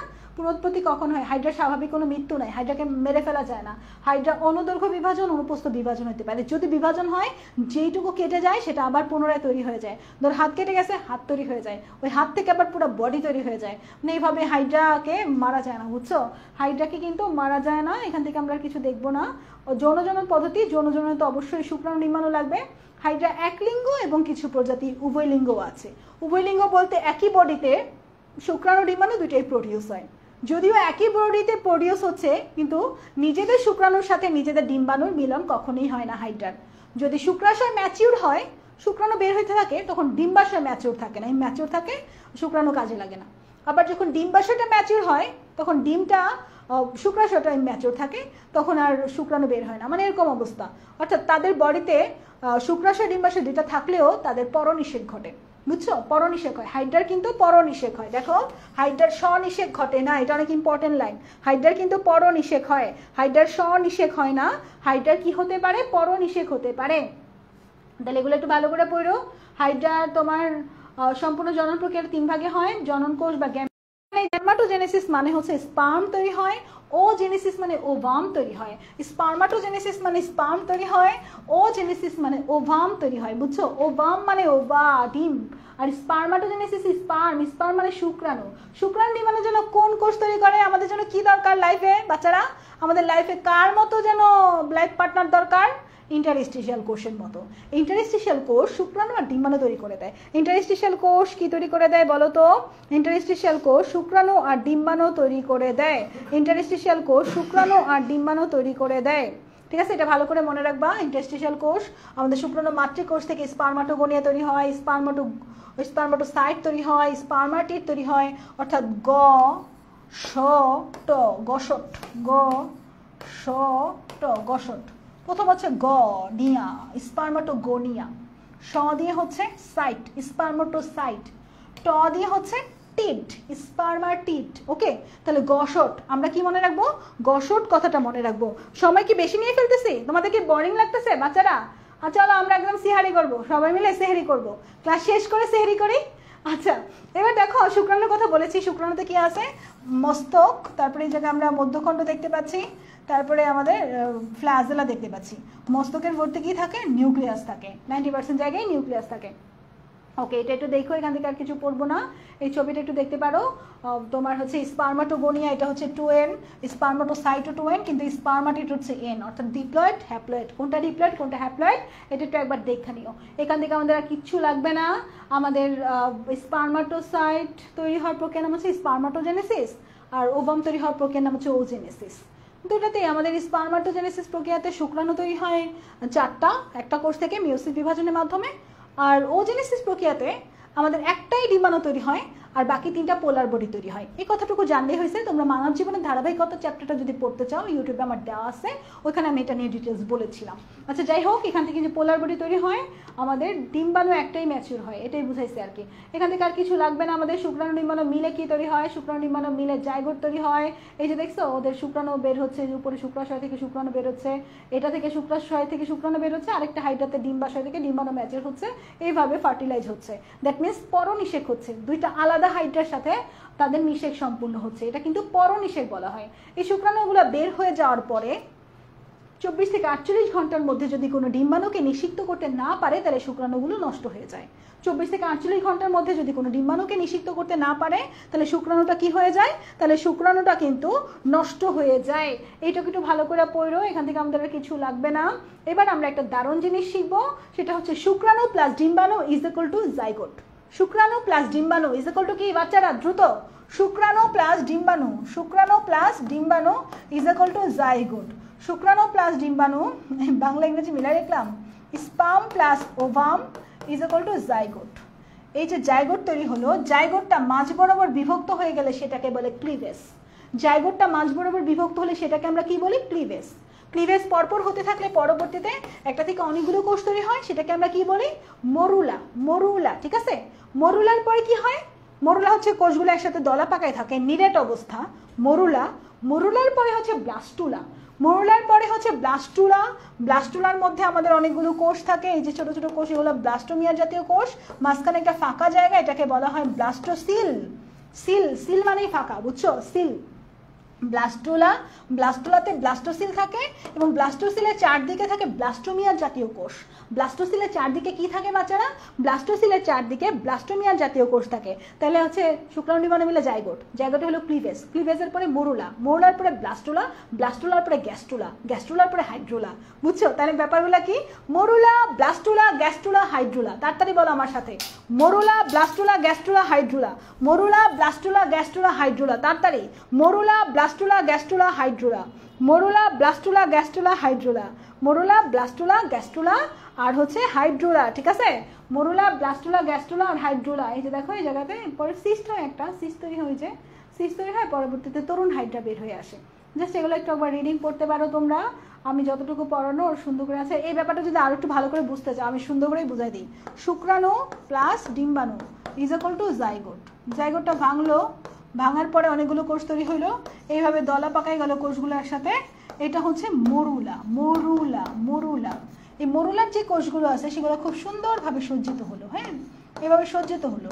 এই কোষগুলোকে বলা হয় ব্লাস্টোমিয়ার জাতীয় কোষ। এই যে কোষগুলো, এই কোষগুলোর নাম কি? ব্লাস্টোমিয়ার জাতীয় কোষ। এই ব্লাস্টোমিয়ার জাতীয়, এখানে কি আছে? একটা ফাঁকা জায়গা আছে, এটাকে বলে ব্লাস্টোসিল।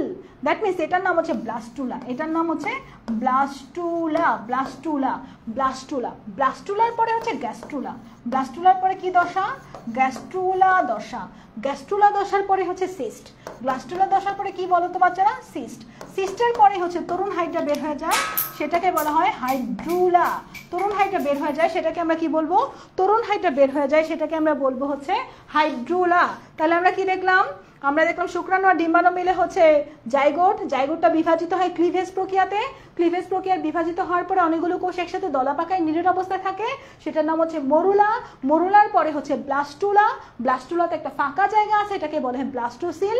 ব্লাস্টুলার যে আশেপাশে কোষগুলো আছে এই যে চারিদিকে, এটার নাম হচ্ছে ব্লাস্টোমিয়ার জাতীয় কোষ। ফাঁকা জায়গাটার নাম হচ্ছে ব্লাস্টোসিল। টোটাল জিনিসটার নাম হচ্ছে ব্লাস্টুলা। ব্লাস্টুলার পরে হচ্ছে গ্যাস্ট্রুলা। গ্যাস্ট্রুলার পরে হচ্ছে সিস্ট। সিস্টের পরে হচ্ছে হাইড্রুলা, ঠিক আছে? তাহলে আমরা কি পড়লাম? Morula, blastula, gastrula, hydrula. Morula, blastula, gastrula, hydrula. কি পড়লাম বলো তো বাচ্চারা? মরুলা, ব্লাস্টুলা, গ্যাস্ট্রুলা আর হাইড্রুলা, ঠিক আছে? মরুলা, ব্লাস্টুলা, গ্যাস্ট্রুলা আর হাইড্রুলা, ঠিক আছে? ওকে, এখান থেকে আর কিছু না, এগুলো পড়েছি আমরা। এবার এই ছবিটা দেখো, ছবিটা দেখতে পাচ্ছি আমরা স্পারমাটোজেনেসিস আর ওজেনেসিস দুইটা মিলে কিভাবে জাইগোট তৈরি হয় সেটাই দেখাইছে। দেখো, স্পারমাটোজেনেসিস ইন্টারস্টিশিয়াল কোষ, ওজেনেসিসেও ইন্টারস্টিশিয়াল কোষ। ইন্টারস্টিশিয়াল কোষই তো আমাদের দরকার, ইন্টারস্টিশিয়াল কোষ থেকেই তো শুক্রাণু ডিম্বাণু তৈরি হচ্ছে।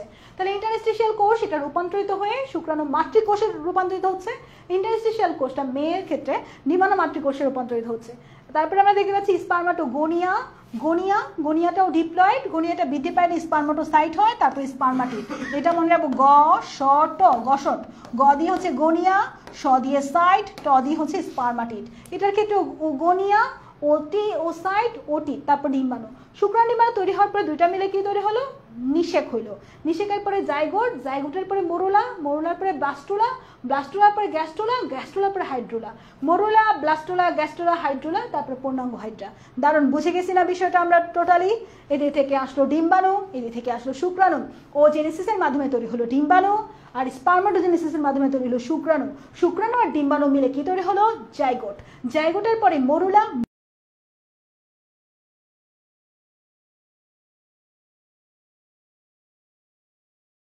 Blastula, gastrula, হাইড্রোলা। আজকে রাতে তোমরা স্বপ্নে দেখবে এগুলো কানের মধ্যে খালি বাজতেছে, মরুলা, ব্লাস্টুলা, গ্যাস্ট্রুলা, হাইড্রোলা। কি বলে দিলাম একটা জিনিস দেখো, মরুলা, ব্লাস্টুলা, গ্যাস্ট্রুলা আর হাইড্রোলা। ঠিক আছে, এই হচ্ছে জীবন। তোমাদের যদি বাচ্চা কাচ্চা হয় নাম রেখে দিবা morula, blastula, gastrula, hydrula, morula, blastula, gastrula, hydrula. তোমাদের যদি 4টা বাচ্চা একসাথে টেট্রাড হয় তাহলে 4টার নাম রেখে দিতে পারো, মরুলা, ব্লাস্টুলা, গ্যাস্ট্রুলা, হাইড্রোলা। তাহলে এই মরুলা, এই ব্লাস্টুলা, এই গ্যাস্ট্রুলা, এই হাইড্রোলা সবাই তো। আচ্ছা ঠিক আছে, তাহলে এখান থেকে আমরা কিছু দেখবো না। আমাদের পুনরুত্পাদন ক্ষমতা সম্পর্কে বলেছিলেন আব্রাহাম ট্রেমলে। রিজেনারেশন পাওয়ার, দেখো হাইড্রা কেটে গেছে, একটা হাইড্রা 3টা টুকরো হয়েছে, একটা উপরের দিকে, এই যে একটা, এই যে একটা, এরা থেকে নিচে টুক তৈরি হয়ে গেছে, একটা হাইড্রা তৈরি হয়ে গেছে। এই মাঝখানে টুক দিয়ে আরেকটা হাইড্রা তৈরি হয়েছে, উপর নিচ তৈরি হয়ে, আবার নিচে টুক দিয়ে আরেকটা হাইড্রা তৈরি হয়ে গেছে। দ্যাট মিন্স যেখান থেকে কাটুক না কেন, কি সমস্যা? চার শেষ। আল্লাহ, যেখান থেকে হোক না কেন হাইড্রা চার শেষ হয়ে গেছে। মাইক্রোফোনে চার্জ আছে? আচ্ছা, যেখান থেকে তৈরি হোক ফোনের চার্জ শেষ। আল্লাহ, তাহলে তো ক্লাস কেমনে? হাই হাই হাই, তাড়াতাড়ি যাইতে হবে কেন? 1% আছে, বন্ধ হয়ে যাবে এখন। ঠিক আছে, আমাদের এই যে তোমার হচ্ছে কোষ ভিত্তিক শ্রম বিভাগটা ভালো করে পড়ে নিবা, প্রত্যেকটা কাজ ভালো করে একবার দেখো। এতক্ষণ সব কাজই আমি বলছি। এবার হাইড্রার মিথজীবিতা। মিথজীবিতা বলতে আসলে দুজন একসাথে থাকার কারণে দুজনেই দুজনের কাছ থেকে উপকৃত হয়। শোনা যাচ্ছে না কথা? দুজনেই দুজনের কাছ থেকে উপকৃত হয়। এটাই হচ্ছে বিয়ে শাদী। বুঝছো? এটা খুব মজা করে পড়াবো ভাবছিলাম, এটাই হচ্ছে না। আচ্ছা, এটা নিয়ে আমি একটা শর্ট ভিডিও বানাই দিব। মিথজীবিতা, মিথজীবিতা মানেই হচ্ছে বিয়ে শাদী। দুজন দুজনের সাথে থাকবে, দুজনে দুজনের কাছ থেকে উপকৃত হবে, এবং দুজনে দুজনের কাছ থেকে উপকৃত হয়ে একসাথে বসবাস করলে সেটাকে কি বলা হয়? সেটাকে মিথজীবিতা বলা হয়। দেখো হাইড্রা কি করে, হাইড্রা যৌগকরণের সাথে মিথজীবিতা দুজন একসাথে মিথজীবী সম্পর্ক তৈরি করে, সিম্বায়োসিস তৈরি করে। এখানে আমরা দেখতে পাচ্ছি, দেখো শৈবালের প্রাপ্ত উপকার এবং হাইড্রার প্রাপ্ত উপকার। শৈবাল হচ্ছে হাজবেন্ড। শৈবাল কি? শৈবাল হচ্ছে হাজবেন্ড। হাজবেন্ড ওয়াইফকে কি করে? হাজবেন্ড ওয়াইফকে কিন্তু আশ্রয় দান করে। কোথায় আশ্রয় দান করে? হাজবেন্ড ওয়াইফকে তার অন্তরে আশ্রয় দান করে, অর্থাৎ গ্যাস্ট্রোডার্মিসে আশ্রয় দান করে। গ্যাস্ট্রোডার্মিসে আশ্রয় দান করে, সালোক সংশ্লেষণ হয়, খাদ্য উৎপাদনও করে। ওকে, এটা হচ্ছে শৈবালের প্রাপ্ত উপকার। শৈবাল তো ওয়াইফ, সরি, শৈবাল ওয়াইফ। শৈবাল কি পায়? আশ্রয় পায়। কোথায় আশ্রয় পায়? হাইড্রার গ্যাস্ট্রোডার্মিসে আশ্রয় পায়। আর সালোক সংশ্লেষণ করে, খাদ্য উৎপাদন করে। আর হাইড্রা হচ্ছে হাজবেন্ড। হাইড্রা লিখতে এস লাগে, হাইড্রাকে হাজবেন্ড ধরবা। হাজবেন্ডরা কি করে? বউ রান্না করে, সে খাবারটা পায়, খাদ্য পায়, শ্বসনও হয় এবং কার্বন ডাই অক্সাইড শোষণও করে, বজ্র নিঃশ্বাসন। দেখো হাইড্রার বউ এতই ভালো, হাইড্রার যে বজ্র, সেই বজ্রগুলোকে কাজে লাগিয়ে সে আবার খাদ্য তৈরি করে ফেলে। দারুণ বউ না? শৈবাল কিন্তু বউ হিসেবে দারুণ। ওকে, শেষ। শৈবাল কিন্তু বউ হিসেবে দারুণ। শৈবাল হাইড্রার যে নাইট্রোজেন ঘটিত রেচন পদার্থ আছে, সেই রেচন পদার্থ দিয়ে খাবার তৈরি করে ফেলে। নাইট্রোজেন ঘটিত রেচন পদার্থ দিয়ে খাবার তৈরি করে ফেলে। দেখছো? অর্থাৎ হাইড্রা কি কি পাচ্ছে? খাবার পাচ্ছে। আশ্রয় দানের বিনিময়ে বউ তাকে রান্না করে খাওয়াচ্ছে। ব্যাপারটা এরকম। তারপর শ্বসন, কার্বন ডাই অক্সাইড, এগুলো ভালো করে পড়ো। খবিজ দিয়ে মনে রাখা যায়। খ দিয়ে খাদ্য প্রাপ্তি, ব দিয়ে বজ্র নিষ্কাশন, স দিয়ে হচ্ছে শ্বসন। হাইড্রা একটা খবিশ, বুঝছো? হাজবেন্ড মানেই খবিশ। হাইড্রা একটা খবিশ, হাজবেন্ড মানেই খবিশ।